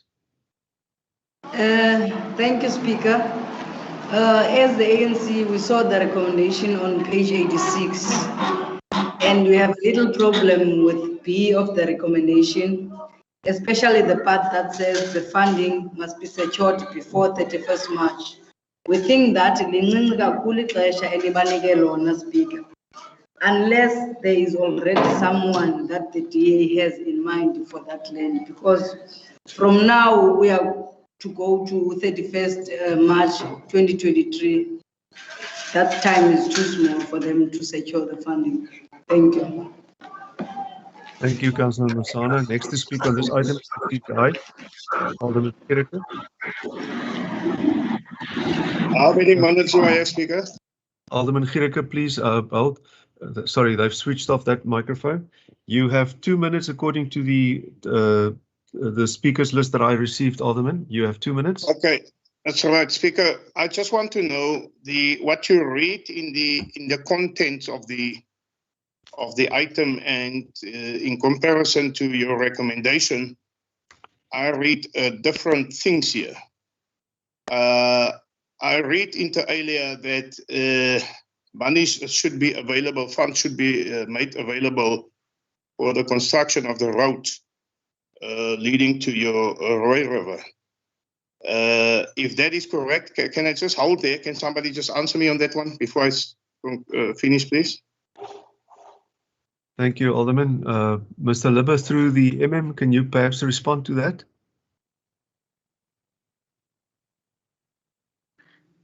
Speaker, if I may respond. Please proceed, Ms. Power. The funds for construction of the infrastructure is always for the developer's bill. And Mr. Daniels can perhaps just elaborate a bit on the structuring of the fees. But what we are asking here is in order to assist the college, that we would be allowed to proceed with the planning processes, just to kill some time until such time as they've managed to secure the funding for the construction. But the cost of construction of the roads will be recovered from the developers combined that make use of that infrastructure at the end of the day. I hope that answers the question. Yeah, Speaker. You see, that is exactly part of the problem, because what we read here is not worked into the recommendation. It's just in the by the way in the contents. If you don't read that, you won't be able to pick it up. Now, I want to ask you. You're talking about ennoblement here. But yet, or still, the South Cape College is in the run-up to develop there. So, what is the point of ennobling the area whilst you are still waiting on the South Cape College for their development? And then it's not only the South Cape College that will develop in that area. There are other developers also. Are we as a council then making a loan to those developers with regard to any other development of infrastructure and then recover or recoup that from the developers afterwards? Because this is essentially what I'm reading here, in which case this council does not have money to make loans or to carry any costs of developers. That should be for the account of the developer. And if they do not have the money to develop, then council should not approve it. We should not ennoble or carry the cost for those developers. We are in a cash-strapped municipality where we have to increase rates exponentially in order to recover some cost and stuff. How is it then that we have this money available to assist developers? It doesn't make sense to me at all, because this is what I'm reading here. Why don't we just wait or give the South Cape College an opportunity to get their money, and then we can proceed? If they do not get their money, we can proceed afterwards. Mr. Speaker. Alderman, thank you. Ms. Power, can you respond to that? Or Mr. Daniels? Thank you, Speaker. So we're not making a loan to anybody if we are ennobling our own land. At the end of the day, when we sell the land, whatever cost or expense have been incurred in that process of ennoblement will be recovered from the sale of that land through the valuation that is done. Obviously, the valuation will be reviewed at that time. The sincere approach here is really just to see how we can assist in expediting the development process. By selling the land raw without the rights, there's a lot of applications that need to be done, and the environmental processes alone can take up to 2 to 3 years. And if we want to see the developments come off the ground sooner, then our approach, and that would be applied to ennoblement on all municipal land. If we apply the rights already, we enhance the value of the property first and foremost, and we are able to recover the cost once we sell the property, regardless of who the developer is. Thank you, Ms. Power. Alderman Gericke, your time is actually up. Okay, Speaker, just lastly, let us just keep into account that this was never ever an initial prerequisite for the development of the South Cape College. You are now deviating, and you alone will know why you are deviating. You're keeping the South Cape College in front of this all to ennoble, to make it possible for all other developers to come in. Thank you, sir. Next to speak, or last to speak on this item, is Alderman Kritzinger. You have 2 minutes. Thank you, Chair. Regardless of all the concerns, I wish to basically second the proposal made by my colleague. Thank you so much. Thank you, Alderman. So noted. We move to item 8.2.3, application for unsolicited purchase. Mr. Speaker. Alderman. Can I just ask you on a point of clarity, please, if you allow me? It is beyond my comprehension that a councillor can say, regardless of all the concerns, in other words, what we say, you don't take into consideration. You are not even bothered about what we say. Alderman, please, you are more than welcome to take this up with with management. No, but the decisions are being made at the moment, sir, and you must give us an understanding an opportunity to understand what's happening. Alderman, we have dealt with this item. Thank you. Thank you. Alderman Kritzinger. Yes, Chair. It's just the concerns that are basically tabled are basically very much, and the officials will not, and the MM will not see that we make the wrong decisions as far as this item is concerned. And I cannot for the love of it understand that after another 5 years, that Alderman Gericke keeps on embarrassing himself with all these nasty and snotty remarks that he keeps on making. So thank you very much. You got to call that uninformed councillor to order. She's very uninformed. She doesn't have knowledge of what she's talking about.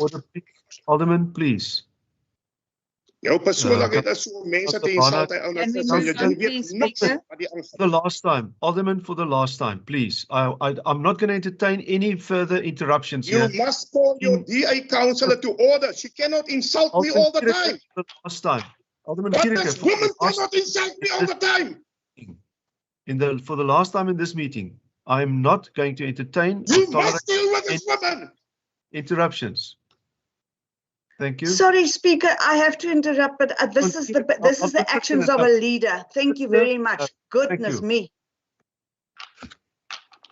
Jy weet niks wat in die raad aangaan nie, man. Gericke, for the last time now, I've given you more than 3 warnings now. And I will not entertain it. End of the story. We move to item 8.2.3, application for unsolicited purchase. Note the hand, please. Councillors, please. There's a hand up. There's a hand up. Please, I can see, if I see a hand, I will respond to it. I am busy. But there is a hand now, I'm telling you now. Speaker, you can't see it. Speaker. Councillor Lang, when I'm Commissioner, please. Speaker. Speaker, I hear you, please. I want to help you because you don't see my hand. My hand is up and you say you don't see it. Councillor Now Dicky I'm Lee's trying hand is up. Don't see your hand up. Yes, but there's a hand up. Speaker, the only thing I seek to say here is that please treat us fairly, all of us. Because you left us, Councillor Christinger, to insult Elderman Vegel, and then you call Elderman Vegel in order. You are out of order, Madam Speaker. You are very much out of order yourself. And biased. Councillor Fortuin. Dan Speaker, ek wil net vra Speaker dat u nie bias hierdie meeting hanteer nie, dat u Councillor Speaker, geef my net die geleentheid om klaar te praat. Hy ouna chip enige tyd in en sy sê enige tyd iets. Dieselfde moet vir haar gaan, sy moet haar hand opsteek, Speaker. Councillor Fortuin, that matter has been dealt with.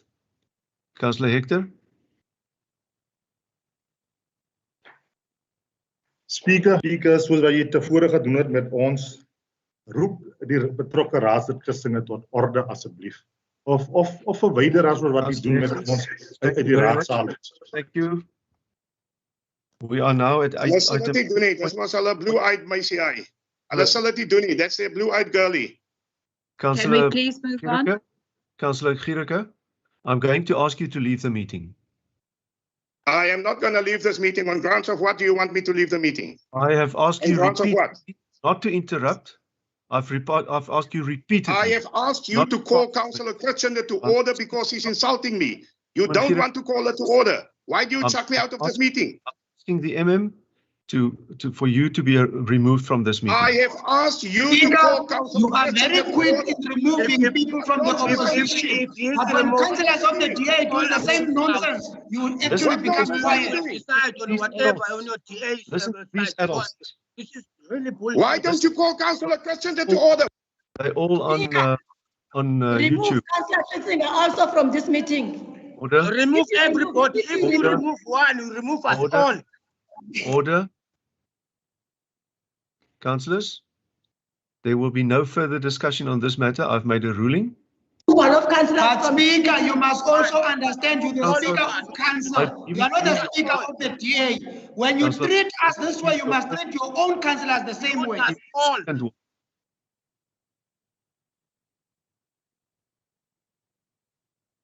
Councillor Mkondo, your hand is up. Yeah, man, this is your meeting. And then if you just mute one of us here, you mute us all. And then you take it to your caucus position, and then you decide on your TA side what to do. Councillor Mkondo? Yeah. Councillor Mkondo?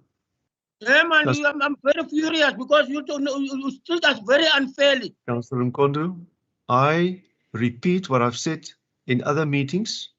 I have not muted a single councillor in any of the meetings that I have attended. Not a single one. You just said that now Councillor Alderman Virgil must leave the meeting. And if one leaves, we leave all of us. Then you take your caucus positions. And we're not going to sit down here and listen to your abuse. Councillor Mkondo, I've noted your points. Thank you. We move to item 8.2.3, application for unsolicited purchase of a portion of the remainder of Earth 464 George, situated next to Kingswood Golf Estate. First to speak there is Councillor Brown. You have 3 minutes. Thank you, Speaker. Rundle College approached the municipality for the purchase of a piece of land, 7.3 hectares in extent, adjacent to Kingswood Golf Estate, for the purpose to develop it as a college and sports facility. They requested an unsolicited purchase, which is not allowed by the municipality due to regulations in the MMFA. So the municipality may only sell land on a public tender basis and at market-related value. And these conditions are clearly defined as in points D and E of the recommendation. So I herewith propose that the recommendations as set out on pages 99 and 100 of today's agenda be accepted. Thank you, Speaker. Thank you, Councillor Brown. Next to speak on this is Councillor Nosana. You have 2 minutes. Thank you, Speaker. As the ANC, we support the recommendation. We just wish Ukuti all the tender processes, the necessary tender processes will be followed accordingly. Thank you. Thank you, Councillor Nosana. Next to speak on this item is Councillor Hector. You have 1 minute, Councillor. Speaker, ja, bladsy 95 sê die munisipaliteit dat die grond nie nodig is vir basiese dienste nie. Dit is eintlik skandelik as ons met 'n behuisingsnood van 15,000 mense sit in George. En u weet, ons mense kwalifiseer nie wat bo die 3,501 bracket val vir huise nie, vir RDP huise nie. Hoekom stel ons nie die grond beskikbaar vir huise nie? Daar was voorheen 'n tender gewees en my vraag is wil ek net weet op bladsy 143 waar voorheen is die grond verkoop vir 130, dit was in 2007. Ek wil Councillor Hector, your voice is fading away. Okay, Speaker, ja, die grond was in 2017 verkoop of wat ook al teen R138.35 per vierkante meter. En is aan Veenkort, dit was op tender uit. Nou kom die munisipaliteit en hulle sê vir, maar die vraag is, Speaker, wat is die inhoud? Veenkort het 'n brief gestuur op bladsy 143 na die raad toe. Wat is die inhoud na hulle verwys het op bladsy 43? Ek wil net daai vraag weet. Thank you, Councillor Hector. By the way, your time is up. Can somebody respond to the question by Councillor Hector? Speaker, it's Delia Power. I just want to make sure if I understand the correction or the question correctly. Is the question about the content of the communication received from the former bidder? That is how I understand it. Councillor Hector, please confirm. Speaker, die vorige tenderaar sê hy verwys na die letter dated 3 October 2018 wat van die munisipaliteit afgegaan het. Waar is daai brief? Nie die brief waar die tenderaar onttrek nie. Ms. Power? Speaker, we will have to look at the file. It is likely that is the letter in which the successful bidder was informed that he was that the bid was afforded to them, and then but we will have to look into the file on that.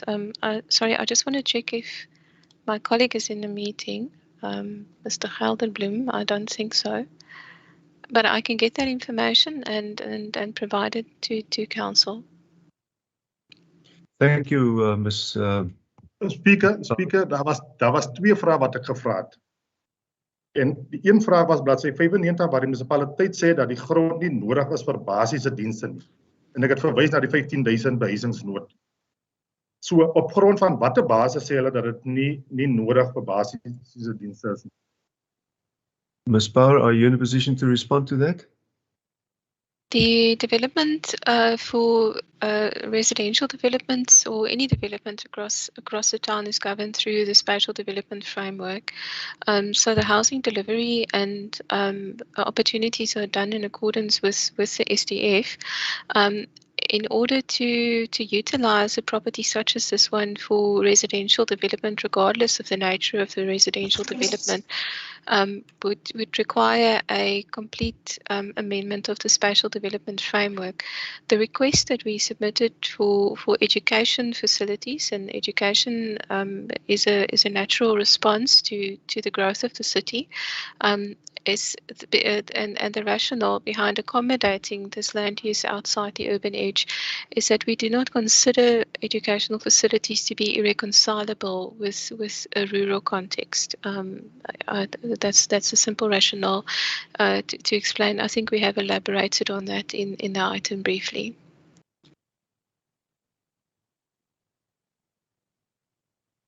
Speaker, mag ek praat?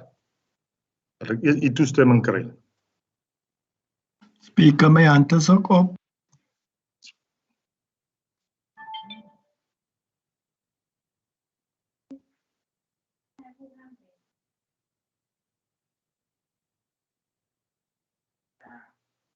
My apologies. I see that my microphone is off. Apologies for that. I'll just repeat, Councillor Hector, your time is up. You're welcome to raise it with the MM and or through the MM with Ms. Power. The next to speak on this item is Councillor Stander. Speaker, ek is nie na behoore geantwoord nie. Councillor Hector, this matter has now been dealt with. Hoe kan ek dan nou nie in die raadsaal antwoord kry? Councillor Hector, please, as I've said, please raise this with the relevant directorate. I think Ms. Power has responded to you as comprehensively and fully as possible under the circumstances. If you have any other further queries about this in terms of the SDF that she has referred to, please take it up with her. Speaker, hier praat ons van grond wat julle nou vir superryk mense beskikbaar wil stel in 'n privaat skool. En julle wil weier om 'n antwoord te gee.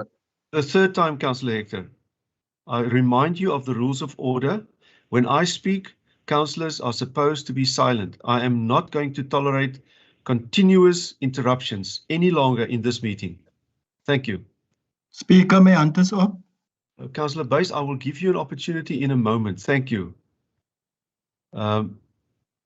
Ms. Power, I'm not going to allow any further debate on this matter. Councillor Stander, you have 1 minute.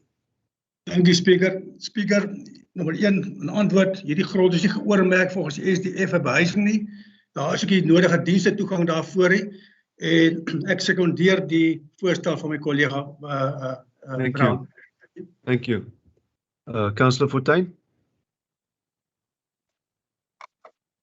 Baie dankie, Speaker. Ek wil net vra, Speaker, die feit dat u so selektief wees met die raadslede, dat sekere raadslede nou uitgegooi word en uitgesit word. Ek was een van hulle wat altyd uitgesit word. Ek probeer my bes om my te behou by die reëls en regulasies. Sodoende wil ek hê u as die speaker van hierdie raad moet dieselfde doen. Dan wil ek net vra vir hoe lank het u nou vir raadslid Virgil Gericke uit die meeting uitgesit? Is daar 'n tydperk aan verbonde? Is daar enigiets wat hy moet doen om terug te kom na die meeting toe? Thank you for that, Councillor Fortuin. I'll decide that, and once I've decided, I'll share it with the meeting. Councillor Buys. Dankie, Speaker. Speaker, ek voel net dat u het onregverdig vir raadslid Gericke uit die raadmeeting gesit. En daarvoor voel ek ook hier om deel dan te wees van die vergadering dan nie. I note so, Councillor Buys. Thank you very much. This meeting is then concluded with the support of Councillor Stander. Councillor Mkondo.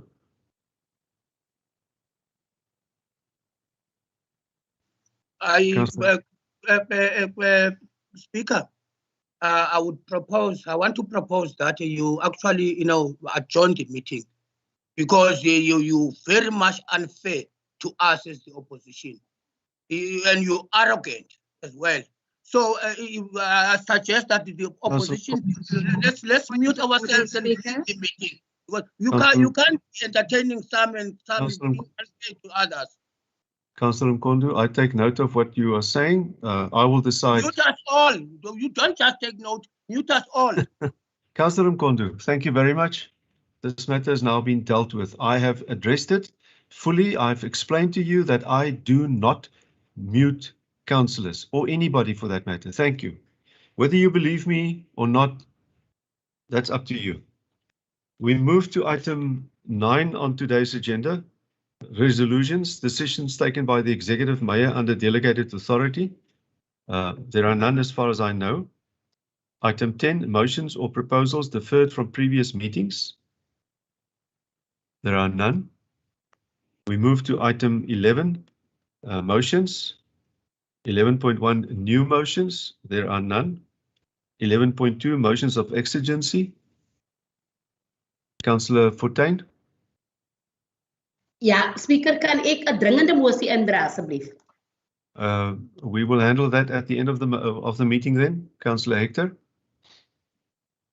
Kan ons dit nie nou by mosies? Councillor Fortuin, I've indicated that I'll handle all new motions. If you have a motion of exigency, I'll deal with it at the end of the meeting. Okay. Councillor Hector. 'n Dringende mosie vir myself, speaker. I will deal with it at the end of the meeting. I see that there's a hand up at Councillor Dikililis. Yes, Speaker, I do have a motion of exigency. Noted. We'll deal with it at the end of the meeting. Thank you. We move to item 12, matters at the discretion of the Speaker. I'm sorry, I think I missed 11.2, which is actually the motions of exigency, but there's been indications of motions of exigency from Councillors Fortuin, Hector, and Langa. Item 12, matters at discretion of the Speaker. There are none.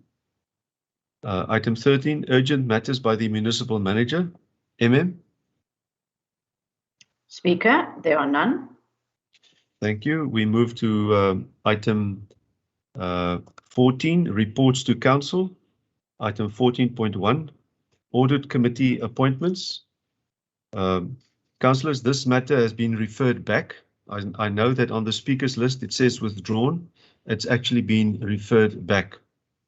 Therefore, we move to item 14.2, firearm policy for George Municipality. The first to speak there is Councillor Noble. You have 3 minutes, Councillor Noble.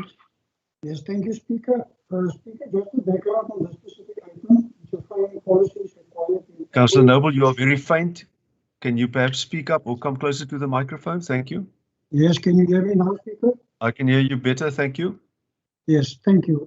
Speaker, colleagues, the firearm policy is required to enable the command and the control of the usage. Councillor Noble, yes.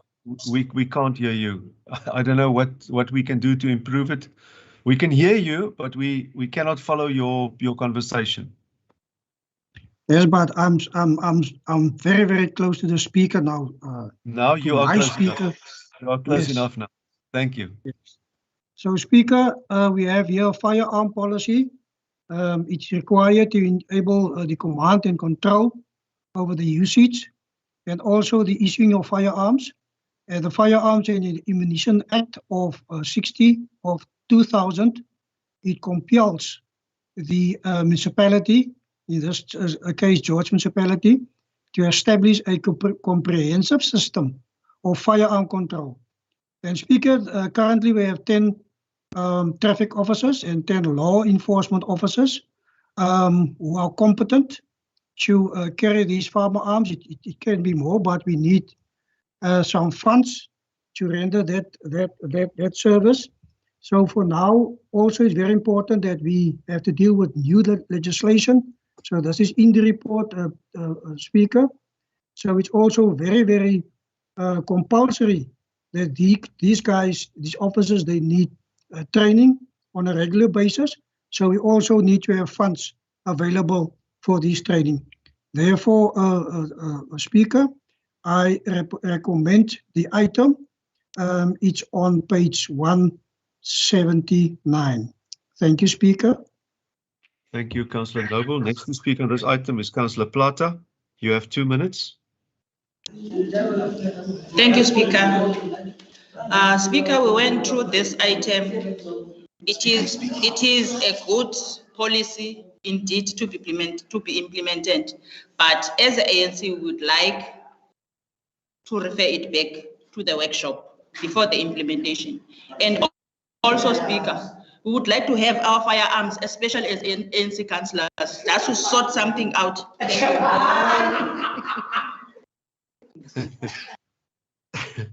Yeah. Thank you, Councillor Plata. My hand is up, Speaker, please. Councillor Mkondu.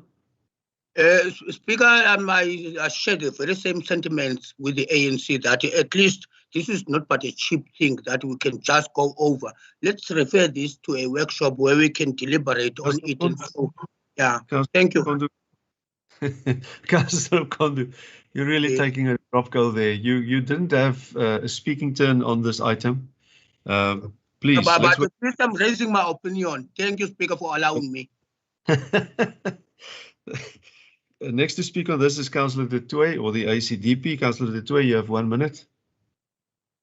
Baie dankie, Speaker. Speaker, ek het net 'n vraag om te vra. Hierdie traffic officers en law enforcement officers, as ek reg verstaan, moet hulle jaarliks 'n bevoegdheidssertifikaat kry om opleiding ondergaan. Ek wil net hoor wanneer is die volgende opleiding vir bevoegdheid om hierdie vuurwapens te kan hanteer? Is dit in die nabye toekoms of hoe lank is dit? Hoe lank het hulle nou al hierdie sertifikaat en wanneer is die volgende opleiding wat hulle moet ondergaan? Dankie, Speaker. Thank you, Councillor De Tooy. I suppose Mr. Erasmus will be able to respond to this. Yes, thank you, Speaker. He will. Please, Mr. Erasmus. Dankie, Speaker. Almal die beamptes wat vuurwapens dra. Mr. Erasmus, can you, in order for time purposes as well as understanding, would you mind doing this in English? My apologies, Speaker. All the officers who are carrying firearms are competent to do so, and they are required by law to go through those competency tests, at those ranges before they can be issued that. So yes, and that happens annually. Also this year, happened last year, and it happens this year. Sometimes we send them more than once, but now with cost containment, we are just complying with the law, and we're doing it once a year. Thank you. Thank you, Mr. Erasmus. Councillor De Tooy, does that answer your question? Speaker, ek vra wanneer is die volgende opleiding? As ek net min of meer 'n datum daar kan kry, is dit nog in die jaar of het daar klaar ondergaan? So wanneer is die volgende opleiding? Mr. Erasmus? Speaker, half of the officers already went, and the others are in the process of arranging the training that's required. Thank you, Mr. Erasmus. Councillor De Tooy? Dankie, Speaker. Thank you. Last to speak on this is Councillor Adams. You have 1 minute, Councillor Adams. I hope he's with us. Councillor Adams, are you connected? I know that he's had challenges. Speaker, Who's speaking now? Sorry. my hand is up. It's Councillor Barnard. Councillor. Speaker. I see that Councillor. Speaker, this is Councillor Adams. Can you hear me? I can hear you. Please proceed, Councillor Adams. Speaker, can you hear me? I can hear you. Please proceed.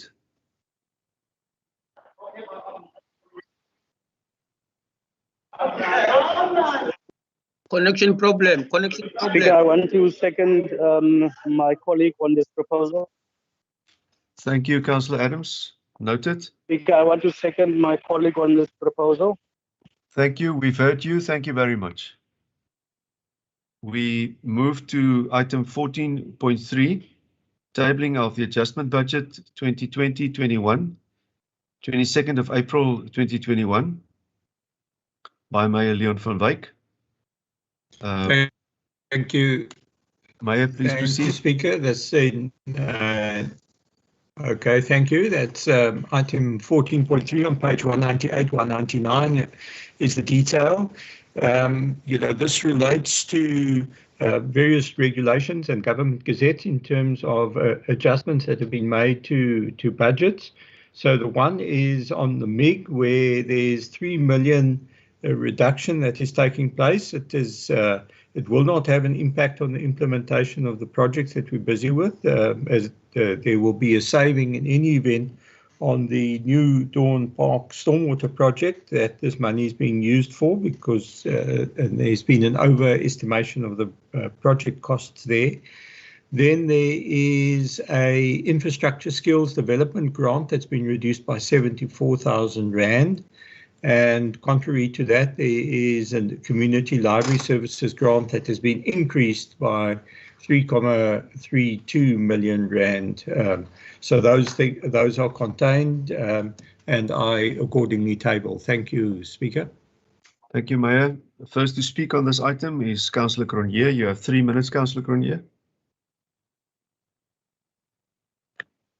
Thank you, Speaker. The Mayor has already said what that must be said about this item. I will take you then to the recommendation on page 203, that the operating budget and capital budget for 2021 be adjusted to reflect the grant allocations as per table A, B, and C.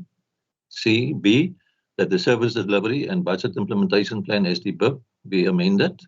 C, that the formal budget tables be updated with the adjustments and submitted to national and provincial government.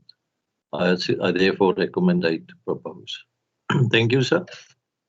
Thank you, Councillor Cronje. Next to speak on this is Alderman van der Hoeven. You have 3 minutes, Alderman. Thank you, Speaker. Speaker, my reference is to page 198, where it says that the MIC allocation has been reduced by 3 million, but will not have an impact on the implementation of projects, because there will be a saving on the New Dawn Park stormwater project, as the Mayor has indicated. Now, what I want to emphasize here is due to an overestimation of the total project cost. An overestimation, Speaker, of 3 million on one project. How can that happen? And I'm posing my question to the MM. An overestimation of 3 million Rand on one project. Surely someone did not do his or her work, or came up with some sucking. I need a response from the MM on this one. The question arises, how many other projects are budgeted by thumb sucking and overestimate? Is that why there is so many rollovers? I have a question regarding the skills development grant of 74,000 Rand. It's only, the question is it only the 74,000 Rand as indicated on page 199, or is it 148,000 as indicated on page 200, because it appears there twice?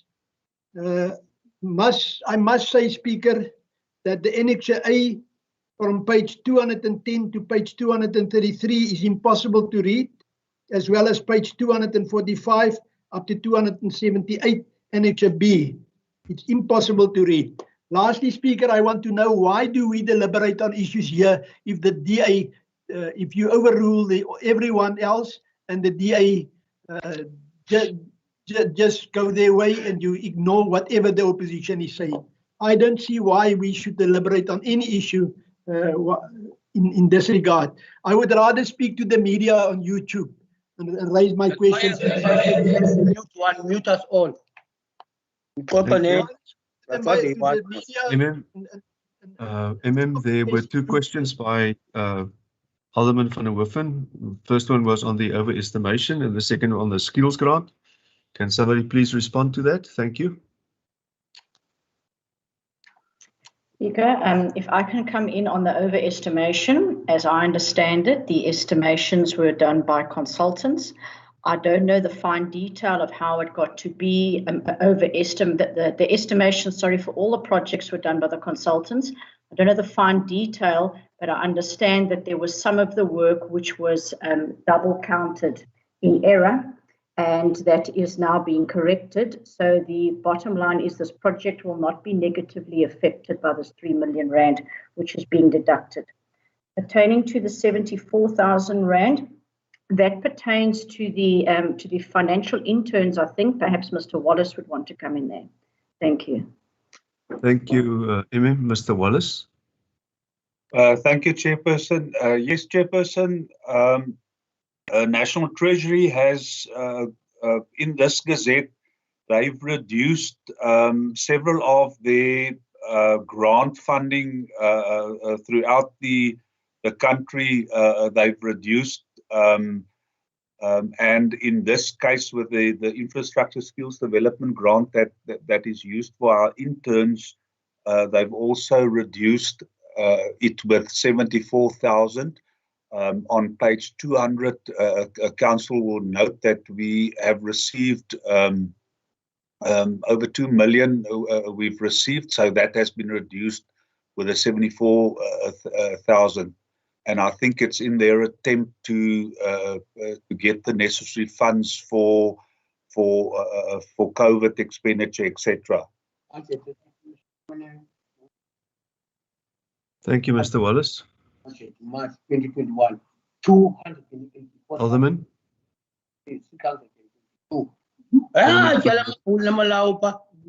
Councillor Mkondo, can you your microphone?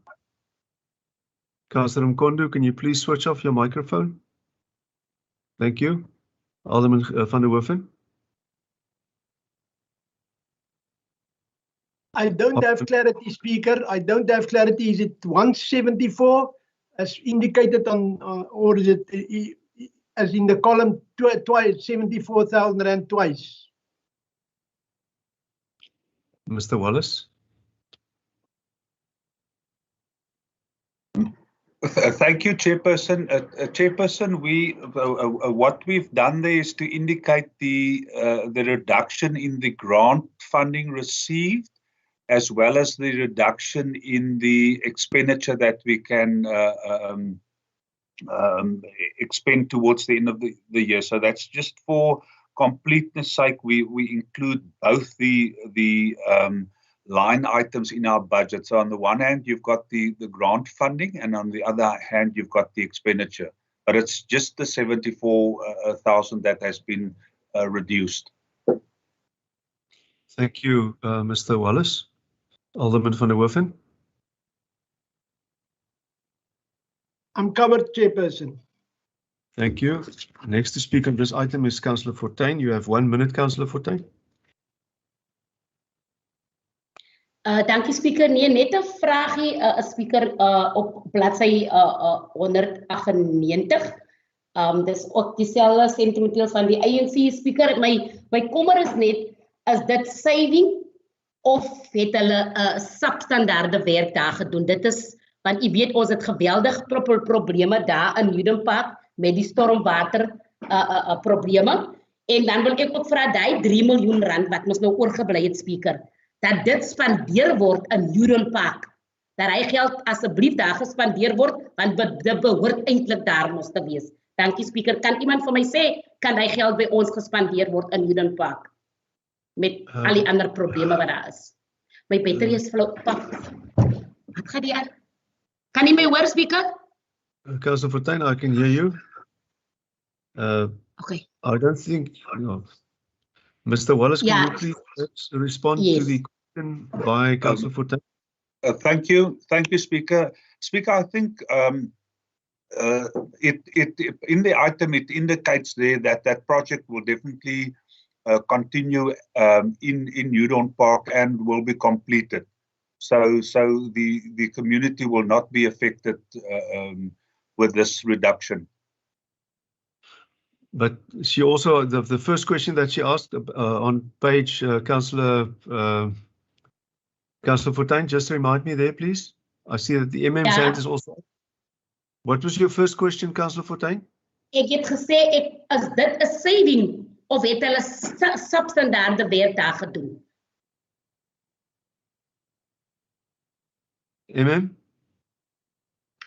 Speaker, no, it is not substandard work. It is a saving. Unfortunately, and we have actually tried to see if we could use that funding elsewhere, but National Treasury has withdrawn that funding, so we are not in a position to use that funding elsewhere because National Treasury have indicated it needs to be, it's not allocated anymore there. Thank you. Thank you, Councillor Noble.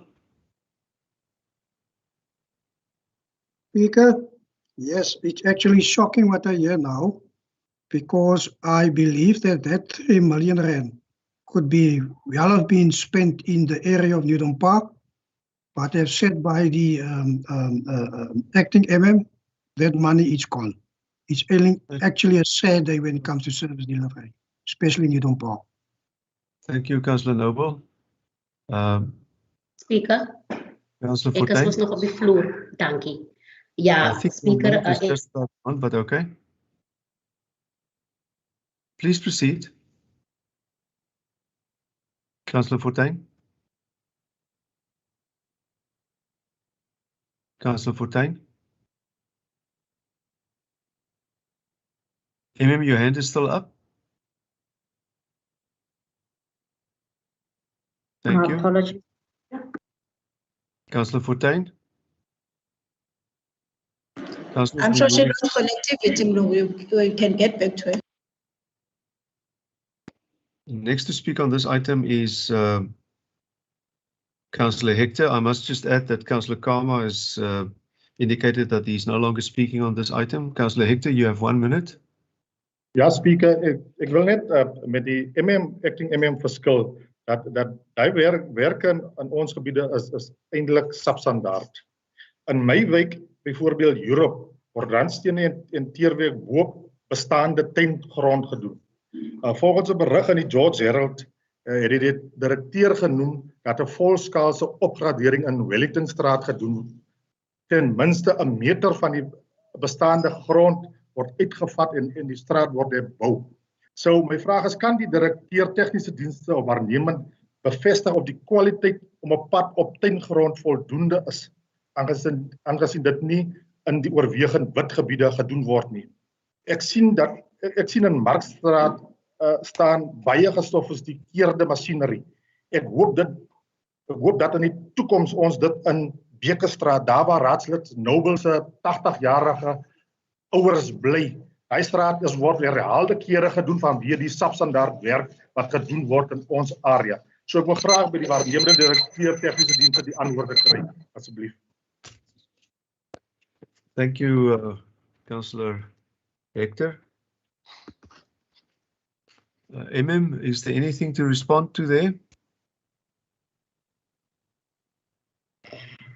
Speaker, I know Councillor Hector would like Mr. Daniels to respond, but maybe if I can just explain a bit more that we are referring here to a stormwater project in New Dawn Park. I was asked if it's a substandard work on that project, and I've indicated no, and I'm referring to the stormwater project. When a MIG project, when application is done for a MIG project, it is clearly defined the nature and the scope of the work, and it is submitted for approval. So I hear the concerns that the money could have been used elsewhere, but the money was earmarked for a very specific project with a very specific scope, and that is why National Treasury have indicated, but that money is only for that scope of work. But perhaps Mr. Daniels wants to respond to the other queries about work on roads, but I'm referring specifically to the stormwater MIG project. Thank you.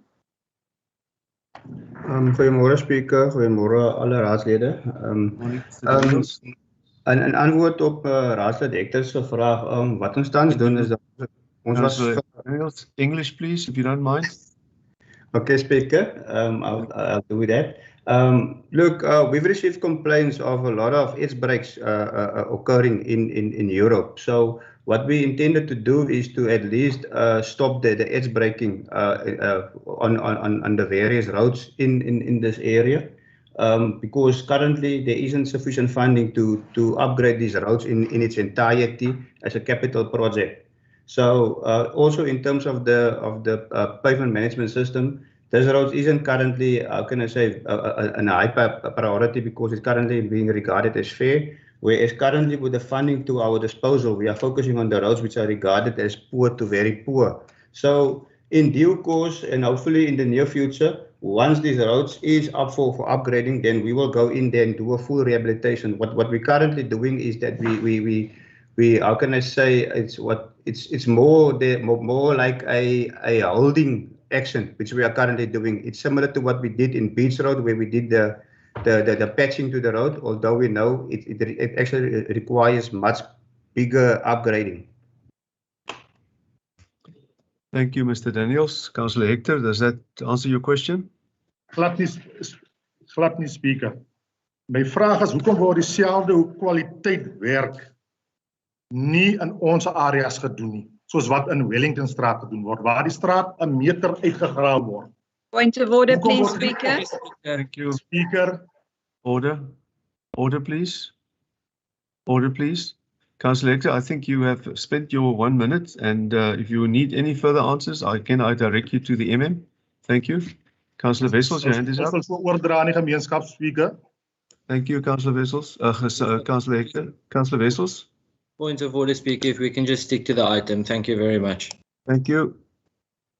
Councillor Barnard. Thank you. Councillor Mkondu, you don't have a turn to speak on this item. Do you wish to raise a point of order? Listen, Speaker, man, I don't know whether it's a point of order or what it is, but you know, sometimes when one speaks truth here in this, you get stopped because Councillor you really, Mkondu. man, listen. Councillor Mkondu. Listen. You, okay, no, okay. Discuss it. Nonsense. Councillor Fortuin. Councillor Fortuin. Kan jy my hoor? I can hear you. Okay, dankie. Do you have a point of order? Nee, Speaker, as ons nie nog, ek was mos my computer het heeltemal doodgeslaan. As ons nie nog op die item nie. Yeah, we're on the item, but your 1 minute is long gone. Oh my goodness. Thank you.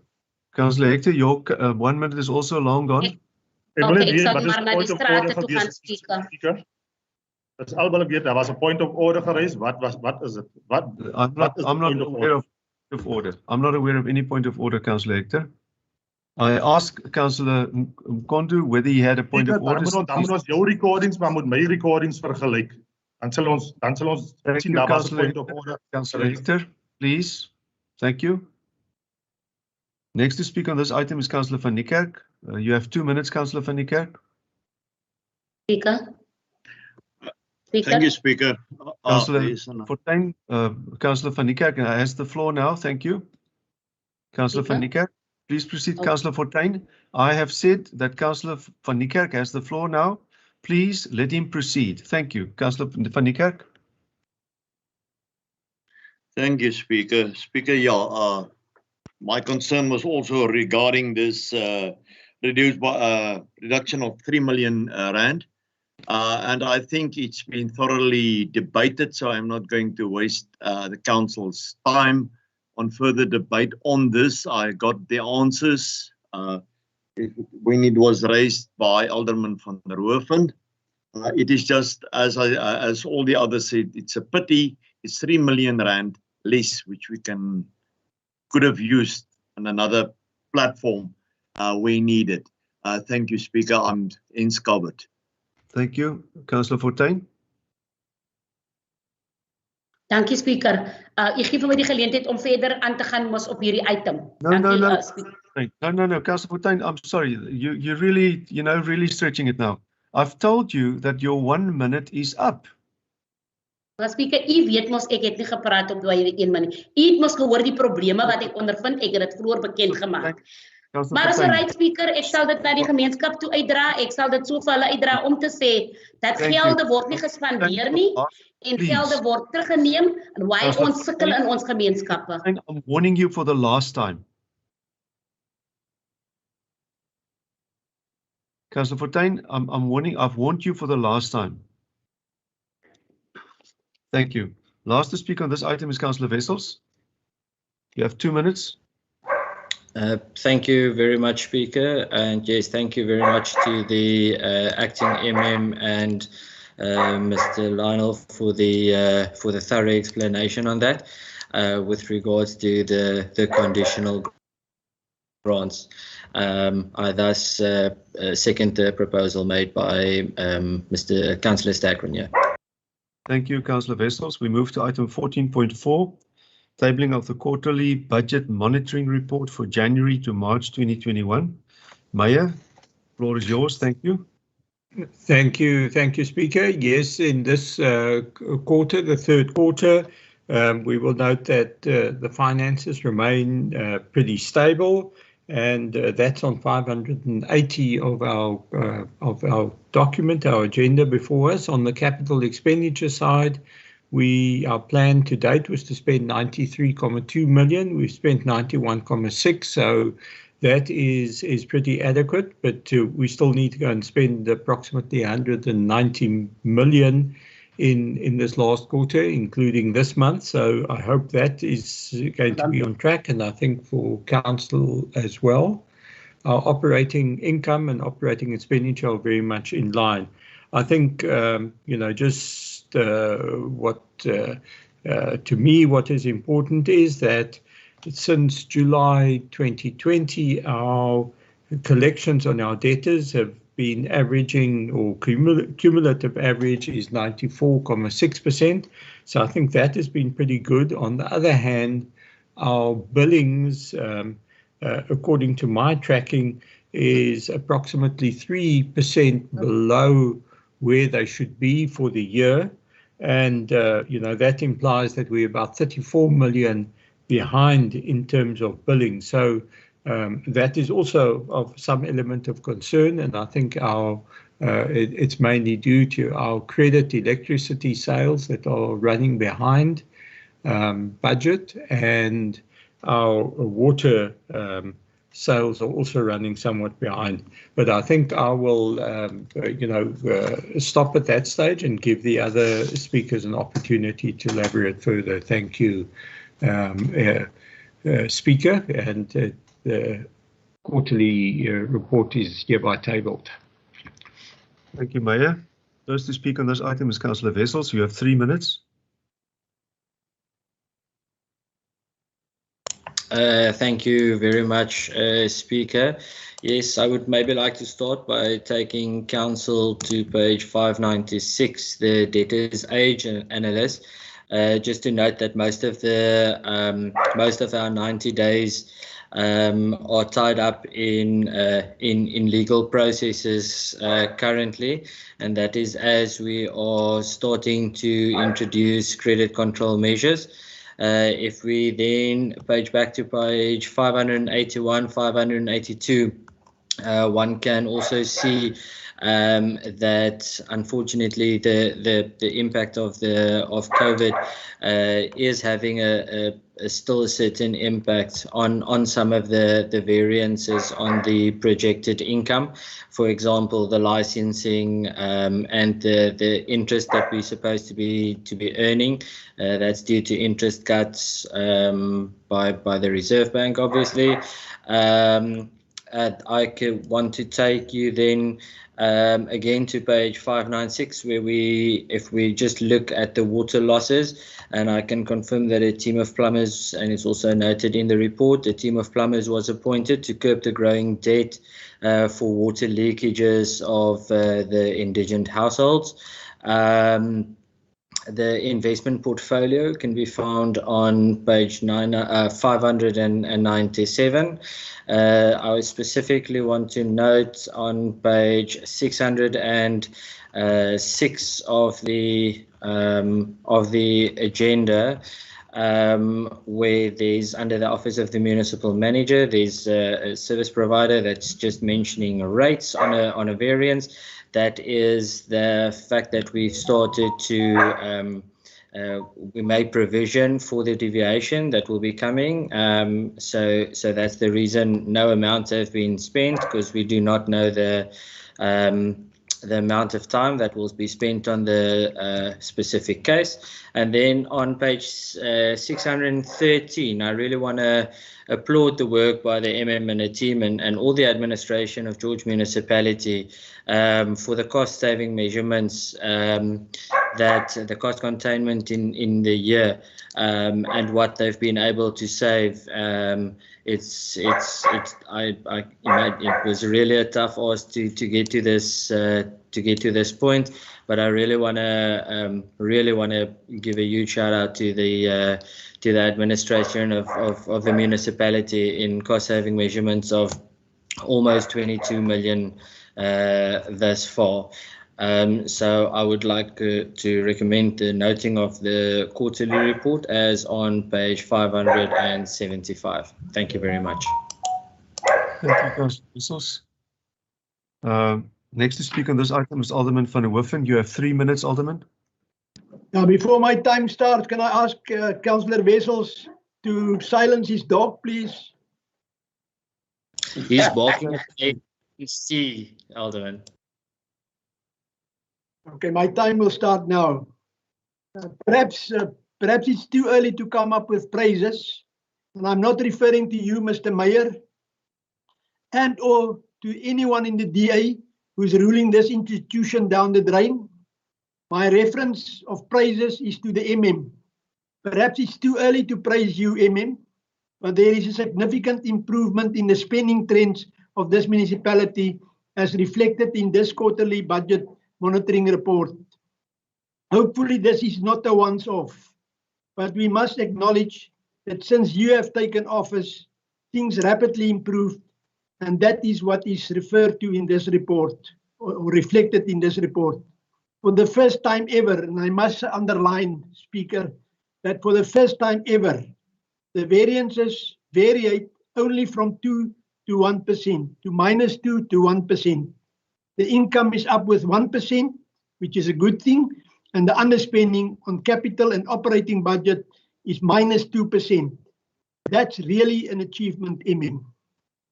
You have lifted the bar, and now the challenge is to keep it up and keep funds running in. And obviously also keep funds out of the greedy hands of the DA for their their election campaign. Please don't dance to the tunes of the political leaders of the DA.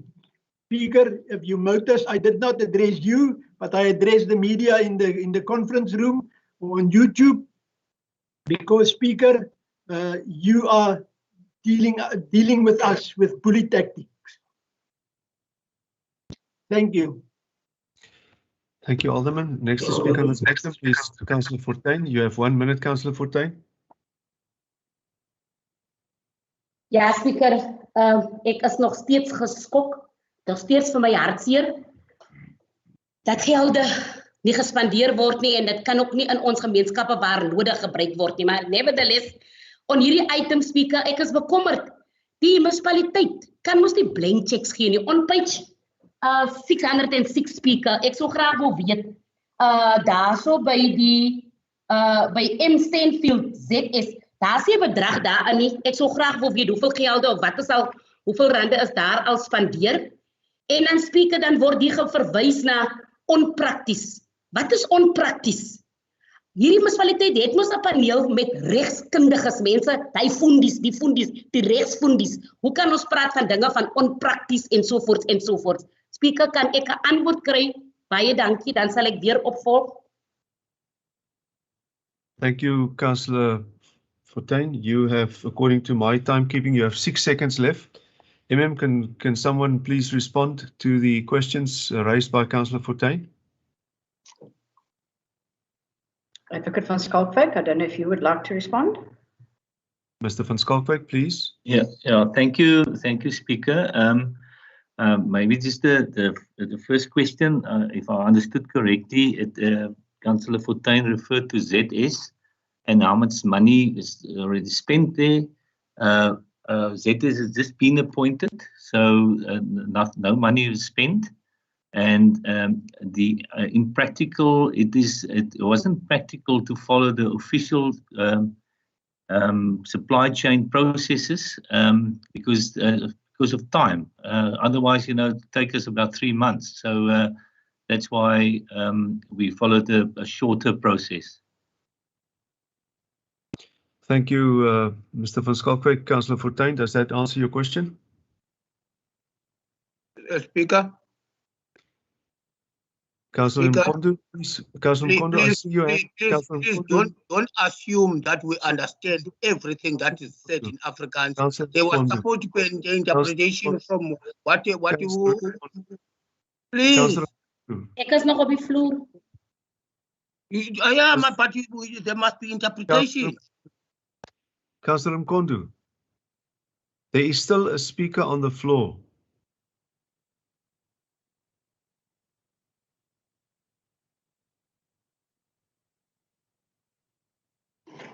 Councillor Fortuin, please proceed.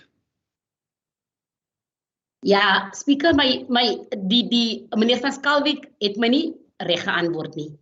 As ons het 'n paneel en hy antwoord, ek het nou die laaste gedeelte my device het weer ontbreek. Ek het die laaste gedeelte nie gehoor nie. Gaan die tyd weer op.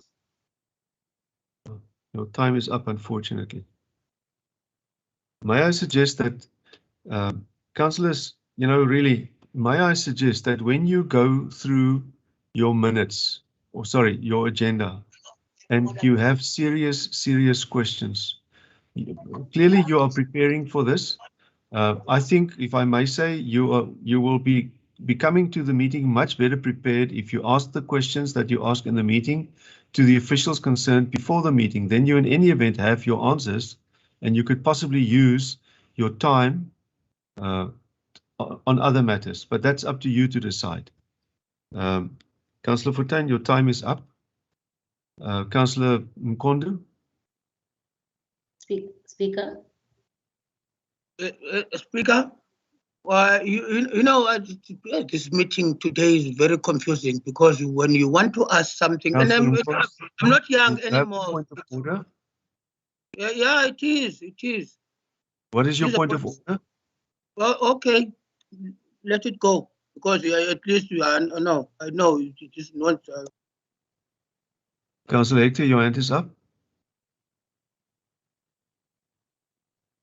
Ja, speaker, wat gebeur dan nou met die paneel van prokureurs wat daar is? Ek wil ook net die vraag weet. Councillor Hector. Ek sien dit is 'n exceptional case, maar wat gebeur met die paneel van prokureurs? Ja. It's your turn to speak in a moment or two. Can you please keep your questions for then? Councillor Fortuin. Your hand is up, Councillor Fortuin. Ja, speaker, u verwys dat ons moet die vraag, ek weet nie wat dit genoem, wanneer moet ons die vraag post nie. My vraag is daar sit direkteurs daar om ons antwoorde te gee in 'n raadsvergadering. So wat is die need van die direkteure dan daar as ons die vraag kan vra nie? Sodat almal gesamentlik kan hoor. Councillor Fortuin, I'm not going to enter into debate with you about this. I purely made a suggestion. If you want to take it, advice is free. You take it or you don't. So really, I'm not going to even debate this with you. Next to speak on this item is Councillor Kama. You have 1 minute, Councillor Kama. Okay, thank you, Speaker. Yes, Speaker, we take note of the recommendations, but our concern is on the operating revenue on page 581, fines, penalties, and forfeits. The issue of collecting funds that led to the minus 31% due to the fact that there was no service provider to collect fines is unacceptable because it was well known the current contract back then was coming to an end. So we need to have a look on the contracts of our service provider. COVID-19 is not an excuse here. And also on page 583, on the loss of disposal of PPE, no reasons that were stated there on the minus 55% loss. I'm wondering what is the cause of that. Thank you. Thank you, Councillor Kama. Can somebody please respond to the remarks made by Councillor Kama about the non-collection of fines? Mr. Erasmus, please, through the MM. Thank you. Chair, thank you, Speaker. Speaker, the comments that's in front of you, those comments were amended in the last section 71 to reflect the actual facts. Unfortunately, in this, the comments that you have in the agenda, the two matters have been conflated. Firstly, I want to put it on record that the same service provider that collected the outstanding fines did so uninterruptedly, even during the COVID period. But there was a decline, and COVID was an impact. That was the COVID-19 pandemic definitely had an impact in people visiting our centers, and also the extensions that's been granted, that also had an impact, which means that what will happen is that people will probably, after when they feel comfortable, as they are doing now, they will come to our centers. Then, Speaker, the other matter is that maybe I'm gonna just stop at that, because this is the one that Councillor Kalma referred to, that there was no service provider. There was a service provider. I've got it's on record, and it was uninterrupted. So, but we have put measures in place over and above what the service provider are doing. We have put measures in place with a new acting traffic chief that's working very, very well to even increase our collections. Thank you, Speaker. Thank you, Mr. Erasmus. Councillor Kalma, does that answer your question? Yes, I'm covered, but Mr. President didn't answer me as well. Because on page 581, on that reasons for variance, it states there was no service provider to collect fines revenue from July 2020. So from mid last year till February this year, that is when the new provider was contracted. That is where my question was stating. Why, for such a long time, there was no service provider? Thank you. Councillor Kalma, thank you. I think that Mr. Erasmus did clear it by indicating that the report has been amended at the last Section 80 committee. Next to speak on this item is Councillor Hector. You have 1 minute, Councillor Hector. Ja, Speaker, ek stem eerstens nie saam met hierdie onkredietwaardige verslag nie. Ek wil ook noem dat dit dalk die rede is waarom die chief in die eerste plek nie die item wou motiveer vir debattering nie. So my vraag is, deel 1 van die afwykings op begrotings as 31% fines en penalties. Wie is verantwoordelik vir die inkomsteverlies vir die George munisipaliteit? Die operating kontrak al van die tender wat vanaf 1 Februarie 2021 aangestel is. Hulle is mos dieselfde kontrakteur wat aangestel is vir die spoedkameras. Die spoedkameras is nie operasioneel vanaf Julie 2021 nie tot nou toe. Ons sien dat dit self in die dorp huidiglik. Ek eis dat die tender ondersoek word. Volgens my inligting wat ek het, is die tender 'n groot verlies vir die George munisipaliteit. En ek wil by die direkteurs dat ek sit in 'n dokument wat ek sien hierso 'n waarnemende direkteur CJJ Barnard die tender geteken. En so hardloop die direkteur weg. Hy moet vir my antwoord wat is die CJ Jan Barnard se kwalifikasies en of hy die minimum competency voldoen. Dankie, Speaker. Antwoord net die vraag, dankie. Verstaan, is reg, antwoord net my vraag, dankie. Mr. Erasmus, can you perhaps respond through the MM? Certainly, Speaker. You will recall that I mentioned that the two matters were conflated. The one that Councillor Kalma referred to, that was addressed. So the collection of the fines that happened, one service provider uninterruptedly. The second matter is where we put the interim measure in place for where we hired speed cameras during that period that we did the appointment. The first service provider that we approached, the existing one that we approached, want to double the rates, and that's not in terms of the Constitution. We have to look at cost effectiveness, and that we acted in the best interest of the municipality, and we went did another procurement process in the interim to put this interim measure in place. So there's been enforcement. There's been enforcement throughout, but with a interim measure in place. Thank you, Chair. Thank you, Mr. Erasmus. Councillor Hector, does that answer your question? Glad nie baie misleidend. Waarna verwys die direkteur na mobiele kameras of permanente kameras? Thank you. Wat hy antwoord permanent of mobiele? Councillor Hector, please take this up with Mr. Erasmus. Next to speak is the ACD. Ek eis 'n antwoord Speaker van die direkteur af. Hoekom moet ek elke keer, dan hoef ons mos nie 'n vergaderings by te woon nie, raadsvergaderings nie. Ek het nog vrae, Speaker. Councillor, your time is up. Councillor Hector, your time is up. Ek is hier, Speaker, om die gemeenskap op hoogte te hou en in te lig van julle onreëlmatighede wat in hierdie. Councillor Hector, you are making serious allegations. I suggest that you consider being very cautious. Next to speak on this item is Councillor Du Toit. You have 2 minutes, Councillor Du Toit. Thank you, Speaker. I'm not going to be time consuming. All the questions I had, it's already been answered. So you may proceed. Thank you very much. Next to speak is Councillor van Niekerk. You have 2 minutes.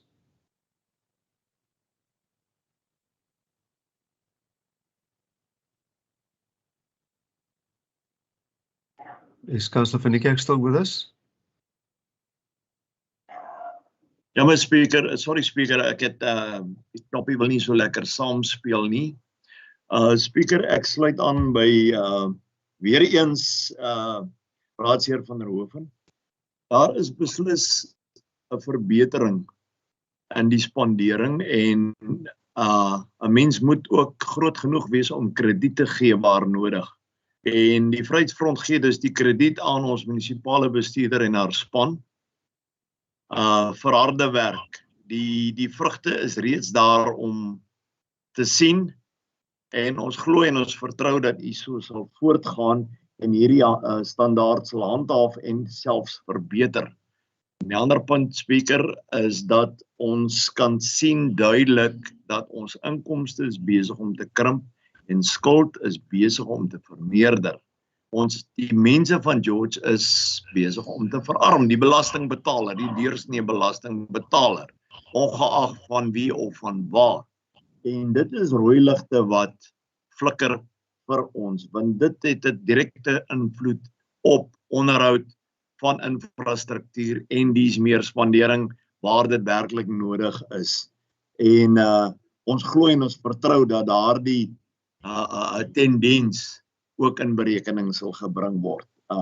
Maar tot dusver is ons die Vryheidsfront baie tevrede met hierdie verslag en ons wens die span ten sterkte toe.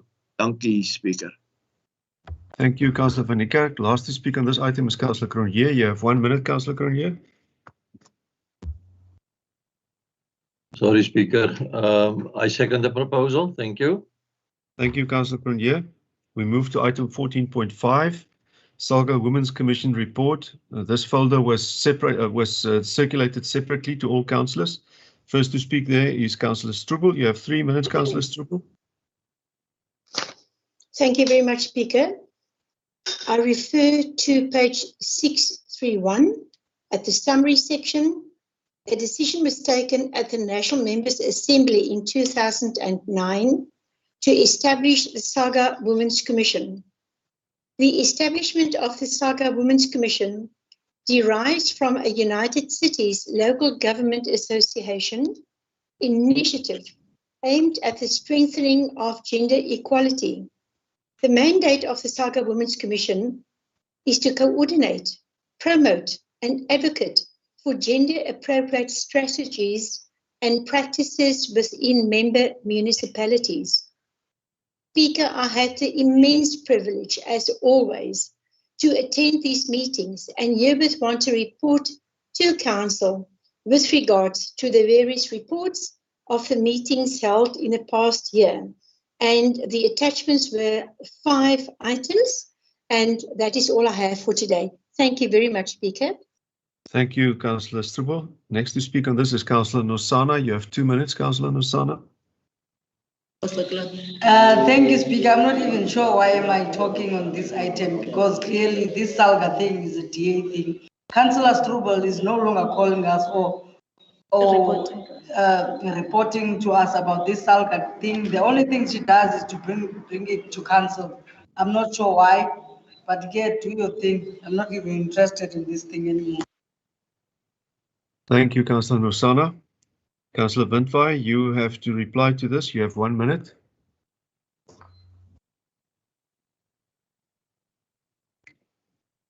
Councillor Windvaai, are you with us?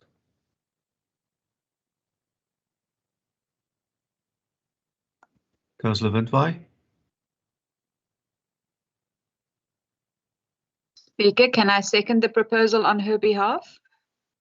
Thank you, Councillor Barnard. Sorry, Malin, ek is gereed. Ek secondeer my collega se item. Thank you, Councillor Windvaai. What was she drinking whilst you were calling on her, Speaker? Please check. Councillor Langa.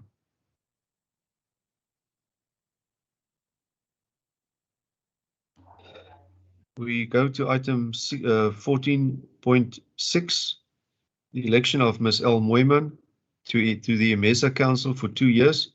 To introduce this item is Councillor von Brandes. You have 2 minutes, Councillor. Thank you very much, Speaker. It is an absolute honor to say today that one of our employees was recommended to serve on this council, as this council is on a national level and provides a platform for personal knowledge sharing and guidance. I therefore go to the recommendation on page 634, A and B, and propose that. Thank you, Speaker. Thank you, Councillor von Brandes. Next to speak is Councillor Langa. You have 3 minutes.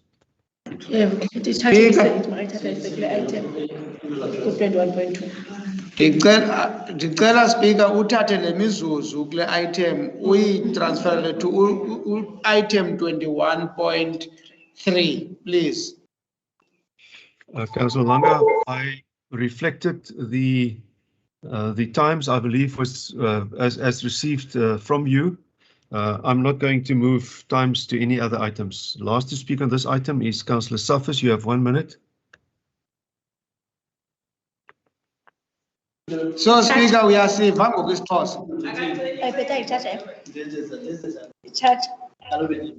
Councillor Suffers. Speaker, dit laat my nie geen keuse met so 'n achievement om my kollega se proposal to second the chairperson. Thank you.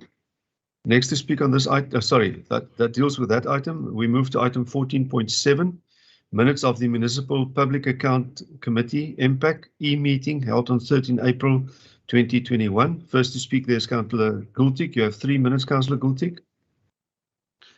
Thank you very much, Speaker. Good afternoon, everyone. On the 13th of April, we had our impact meeting. Councillor De Tooy was our chairperson, and we went through the items, of which the item of the day was the provision of chemical toilets to portions of the land during the national lockdown. And the biggest query was from Councillor De Tooy, especially, was that on the invoice itself, it indicated that the toilets amounted to the amount of, for the day, was 228, of which the total was of 228 was accepted, but the query was on the 245 toilets was only established, of which the Director of Human Settlements, Mr. Libber, confirmed that only 228 additional toilets was erected. Furthermore, we acknowledge and accepted the minutes. Thank you, Chair. Speaker. Thank you, Ms. Councillor Gultik. Next to speak on this item is Councillor Hector. You have 1 minute, Councillor Hector.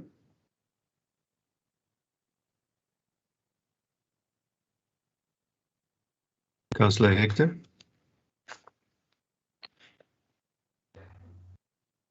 Councillor Hector, do you wish to speak on this item?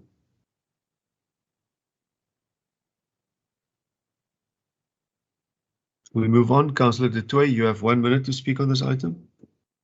Thank you, Speaker. I'm going to be brief. Speaker, I want to place on record that the deviations that I got were stated. We paid for 245 chemical toilets. When we asked the question, Mr. Lib said there's only 228 toilets. So that is the difference of 17 toilets. Now, I don't know, did we pay for 245 toilets as the deviations reflected, or did we only pay for 228 toilets? If I'm taking it, it's a difference of 17 toilets. And the amount there is 43,228 between the 17 toilets. It's in 5 months, it's 216,000, more than 216,000 rand. And we didn't get an explanation. That's why I want to put this on record. This is not right in my eyes. I did write a letter after the meeting to the MM, giving my concerns, and I CC to all of the persons that's with me on this impact meeting. Thank you, Speaker. I just want to stress that is for me, and it's not right. I can't accept this actually, and actually, if I can ask, I want an investigation into this 245 that the deviation says, and the 228 that Mr. Lever says, and he gave us it on page 638, the totals there. I want an answer, if it's not now, but in future. Thank you. Thank you, Chair. Thank you, Councillor Du Toit. MM, is there anything that beyond the request for an investigation, is there anything that can be clarified now? Speaker, a report in this regard will come to the next impact meeting. Thank you, MM. Thank you. Councillor Hector. Councillor Hector, your hand is up. Ja, dankie Speaker, ek net weer gesukkel hier. Ek wil net weet watter begroting is hier gebruik nadat die PDO-SS afgekeur het. Watter begroting is gebruik vir dit? MM. Mr. Wallace, Mr. Libber. Speaker, yes, we have budgeted funds for this. I think maybe Councillor Hector is just referring to an additional application that we submitted to Human Settlements Province, but we have funding available, hence we then entered into the service level agreement with Messias Moreki, because there is funding available currently. Thank you, MM. Thank you, Speaker. Thank you, Mr. Libber. Mr. Hector, Councillor Hector. Speaker, daar's nog 'n clarity rondom die antwoord nie. Ons praat hier van groot bedrag. Ons praat van 'n bedrag van 3 miljoen rand wat nie goedgekeur was deur die provinsie nie. So watter bedrag, waar kom die budget dan nou vandaan? Ons sit hier in my wijk sit ek met mense wat basiese dienste nodig het, onder andere krag in Moegeploeg, wat ons nie kan voorsien nie, maar hier kan ons sommer links en regs vandag sommer gaan lyk my 3 miljoen rand kan gaan vir ander dienste. So ek wil weet uit watter begroting uitkom die nadat provinsie afgekeur het. Councillor Hector, the MM has indicated that a full report will come to the next impact meeting, and I suggest that we await the outcome and the content of that report. Thank you. Dis reg, Speaker, kan vaar so wat ons liefs 'n volledige ondersoek doen na die aangeleentheid. Thank you, Councillor Hector. Next to speak on this is Councillor Ingo. Councillor Ingo, you have 1 minute. Thank you, Speaker. I second the proposal of Councillor Gultig. Thank you. Thank you, Councillor Ingo. We move to item 14.8. appointment of an acting building control officer for George Municipality in the absence of the manager building control. Councillor Noble is to introduce this item. You have 3 minutes, Councillor Noble. Speaker, can you hear me? We can hear you this time, thank you. Yes, sir. Speaker, the purpose of the report is to obtain authorization for the appointment of an acting building control officer and make arrangements for the execution of the powers, the functions, and the duties as per council approved delegations of powers. So, Speaker, the document speaks for itself, and I support the recommendation on page 645. Thank you, Speaker. Thank you, Councillor. Thank you, Councillor Noble. Next to speak on this is Councillor Dikilili. You have 2 minutes, Councillor Dikilili. All right, thank you, Speaker. Well, the ANC doesn't have any problem for appointing Mr. Sounder, but the only thing that I would like to know, that is in terms of the ethnic, where does this guy belong to which group does he belong? I just need clarity on that one, because I've seen he has got qualifications.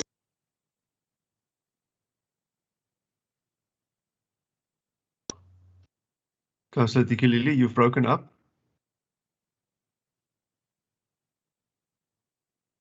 Can somebody in the meantime respond to that as far as the ethnicity of the candidate is concerned?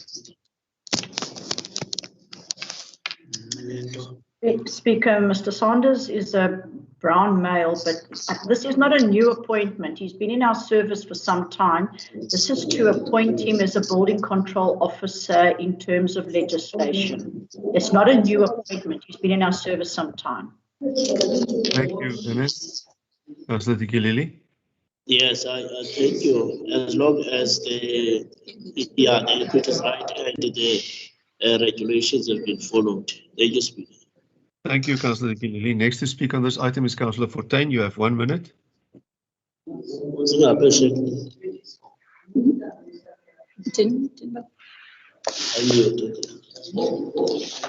Councillor Fortuin. Councillor Lesele, can you please switch off your microphone on your device? Thank you. Councillor Fortuin. Councillor Fortuin. Councillor Fortuin. We move to the last speaker on this item. Councillor Roelfse, you have 1 minute. I hope that you are connected. Oh, cool. Thank you, Speaker. I am connected. I support and second the proposal by Councillor Noble as per the recommendation on page 645. I so propose. Thank you, Speaker. Thank you very much. We move to item 14.9, investigation into possible breach of the Code of Conduct for Councillors. Councillor C. Noble. Councillor Noble, can I ask you to excuse yourself for this item? Can I go take a dip at Juan of mouth with your permission? as long as you come back, Councillor Noble. Ons hou kom join daar by die huisraadslid. Thank you, appreciate Councillor. First to speak on this item is the Mayor. Mayor, you have 4 minutes. Thank you, Speaker. I think, as you mentioned, this is item 14.9. It is an investigation into the possible breach of the Code of Conduct for Councillors involving Councillor C. Noble. The report is before Council on pages 646 to 664. A special committee was convened to investigate the breach, and their work was then done in terms of item 14.1b of the Code of Conduct, and they then came to the view that there had been a breach had taken place, as in terms of 14.2. I think just one needs to bear in mind that in terms of 14.3, there is a right of appeal that is provided to a councillor when a sanction of this nature is provided. And I think I'll just move directly then to the recommendation. And the recommendation under A, and I'll read that out, that Council takes note of the report of the special committee appointed by Council, as well as its finding that Councillor Noble made himself guilty of the breach of items 2A and 2B of the Code of Conduct for Councillors. That's obviously the Code of Conduct as set out in Schedule 1 to the Municipal Systems Act. And then B, that Council imposes the following sanction on Councillor Noble in terms of item 14.2 of the Code of Conduct for Councillors, a fine of 1 month's salary equivalent to Councillor Noble's present MACO salary. That is the amended recommendation, which I then so propose. Thank you, Speaker. Thank you, Meyer. Next to speak on this is the ANC, Councillor Langa. You have 3 minutes. Speaker, we know for a showcase that you guys are playing games here. We know that you are sitting with people who are lawbreakers in that DA of yours. You know that this thing had been investigated long before this time, and Councillor Noble was found guilty. You were only buying time. Now that you know the date of the elections is on the 27th of October, you saw it fit that we must bring this thing to us. You are only buying time even now, giving him a pat on the shoulder for having done what you normally do as the DA, stealing from the poor. So I don't have time to venture into this nonsensical idea that you are bringing to actually, give him a pat on the shoulder, because this is just a slap on the wrist in what you are doing now, just like you did with Councillor Stekronye. You are always crying that you are, fighting and doing whatever you can to battle with corruption, yet you are corrupt to the core. And this is exactly what you are doing now. And the result of yesterday's vote is actually a clear show that people have begun to see the DA for what it is. And you are going to continue losing. How I wish that it was only tomorrow that we are on the 27th of October, so that we can take this council and deal with you as thieves that you will never forget. Never. We know you are buying time about this thing. You are not going to do anything. We recommend that this be taken to the MEC, which we know is not going to do anything in any event. But let us do that extra mile and send him a letter to say he must remove thieves from this council. We cannot be sitting with thieves here. Thank you. Next to speak on this is Councillor Fortuin. You have 1 minute, Councillor Fortuin.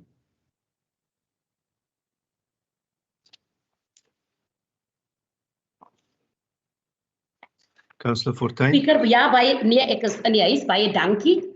Ek weet, die DA is nou opwachtend om te hoor wat die oppositie gaan sê gaande hier aangeleentheid, en daarna gaan hulle mos nou hulle besluit neem. Maar ek het nuus vir die DA regerende party. Julle wil nou vir ons hier inbring, maar julle wil nou hoor waar val ons nou in, of waar kom klim ons uit die bus uit. Maar ons weet mos dat julle werk verskillend met die tipe councillors. Byvoorbeeld, wit councillors word so hanteer, en ek is nie rassisties nie, bruin councillors word so gehanteer, die sake word different gehandel. As jy kyk na hierdie report, die komiteelede in hierdie report, hulle is dan verdeel. Daar is nie konsensus bereik nie. Die report sê dit baie duidelik, daar is nie konsensus bereik nie. Nou as daar nie konsensus bereik word nie, wat verwag julle moet ons nou sê raggaande hierdie aangeleentheid? Ons weet julle maak, julle sleep julle of reg om die raadslid weg te jaag, of julle wil hom behou. Julle moet hy besluit neem. Ons weet julle werk verskillend. Hoeveel van ons breinraadslede is al weggejaag? Vir pet issues, maar daar's mense met groter probleme of groter geld gesteel en wat het hulle alles gedoen, maar hulle is 'n ligte straf opgegee. Doen wat julle moet doen, moenie ons in julle kokes intrek nie. Ons gaan doen wat ons gaan weet wat om verder te doen. Councillor Fortuin, I wish to remind you again that when I call your name or when I speak, that you should please give me the opportunity to do so. Thank you. Sorry, Councillor Speaker, Kama. get worried. Sorry. Now, the recordings will point out that you did hear me, but that's fine. Councillor Kama, you have 2 minutes. Okay, thank you, Speaker. Firstly, we would like to congratulate the work that is being done by a special committee. And I won't elaborate on this report because it's clear that Councillor Noble did breach Councillor's Code of Conduct. Therefore, EFF supports recommendations made by the committee, and sanctions number Roman 3 must be implemented that a council must request the MEC or local government in the province to suspend the councillor for a period stated in the constitution, then be given a time to respond, as he is not guilty until proven so. Thank you, Speaker. Thank you, Councillor Kama. Next to speak is Councillor Hector. You have 1 minute, Councillor Hector. Ja, dankie Speaker. Speaker, weer eens is hier 'n bewys van hoe rassisties die DA eintlik is. Dit is 'n voorval wat vir jare aankom. En ek weet nie wat is die idee wat julle hierdie item nou na hoeveel jaar na die raad toe bring. En wat vir my vreemd is, as ons gaan kyk hier die item deurlees, dan was op 'n stadium 3 raadslede, DA raadslede wat aangewys was om die aangeleentheid te ondersoek, waarvan 2 wit raadslede saamgestem het dat raadslid Noble die gedragskode oortree het en raadslid Vigeland het anderzijds besluit. En dit is weer eens 'n bewys van hoe rassisties hierdie DA, George en die hele provinsie eintlik is. En hulle sê ernstig as dit kom by korrupsie nie. Ek weet nie hoekom julle nie hierdie aangeleentheid al vroeër die tyd wat ontstaan het afgehandel het nie. Wat is die idee wat jy by ons wil skep nou? Voor die verkiesing. Wat is die idee by ons wil skep? Al wat jy vir ons kan sê is net hoe rassisties julle is. Councillor Hector. Next to speak on this item is Councillor De Tooy. You have 1 minute, Councillor De Tooy. Dankie Speaker. Speaker, die ACDP voel dat hierdie saak teen raadslid Noble al so lank aan die gang is. Die ACDP hoop dat daar nou 'n finale besluit geneem kan word, sodat hierdie saak uiteindelik afgehandel kan word. Daarom ondersteun ons die aanbeveling. Dankie. Thank you, Councillor De Tooy. Last to speak on this item is Councillor Clark. You have 2 minutes. Thank you, Speaker. I second the... My hand is up, Speaker. My hand is up. My hand is up. We haven't Translator now. Order. Please. Order. My hand is up. Order. Councillor Mkondu. My hand is up. I see you. Councillor Mkondu, can I please finish speaking? You can't finish because I want to speak into this matter. Councillor Mkondu, I have seen your hand. You mute me, man, and chase me away from the meeting because that's what you usually do when you don't agree with us. It's either you mute me or you allow me to speak. Councillor Mkondu. Yeah, I'm listening. Yes. You give me a chance or you mute me. Thank you. Councillor Mkondu, you don't have a turn to speak on this item. I am not going to. I have a list of which you never recognize me. Here in my phone. I will send you. Thank you, Councillor Mkondu. But you just decide not to actually adhere to what I'm trying to say here. Okay, goodbye. Councillor Mkondu, please give me a moment. 1 moment, please. As if you would give me a moment too. I'm just trying to look for something. 1 moment, please.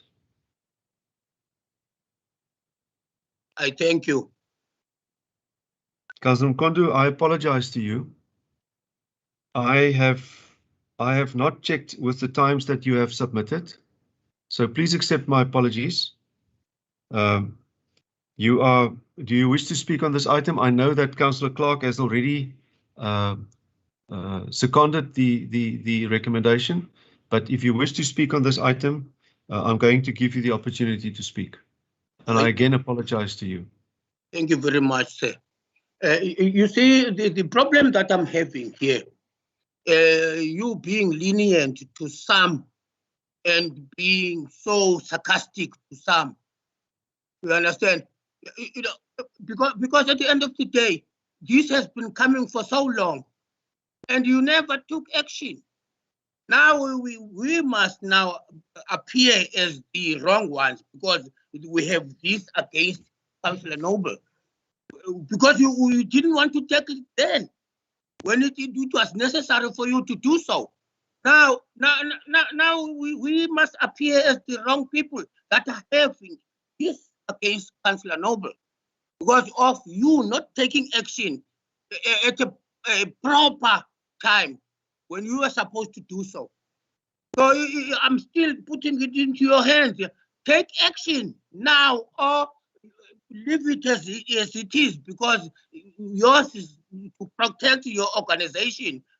Not caring about what is supposed to be happening. And I think if it was me or somebody else within the opposition, you would have taken an action long time ago, but you didn't want to, and you still don't want to. Carry on, do your own thing. I thank you. Thank you, Councillor Mkondo, and again, my apologies to you. Again, my apologies to you. We move to, before we move to the confidential part of the agenda, we move to item 15, which is questions to council. 15.1, replies to questions. There were no questions that I'm aware of. 15.2, new questions. There were no new questions that I'm aware of. Item 16, confidential list. Well, now we move into the confidential part of the agenda. I don't think the press was with us at any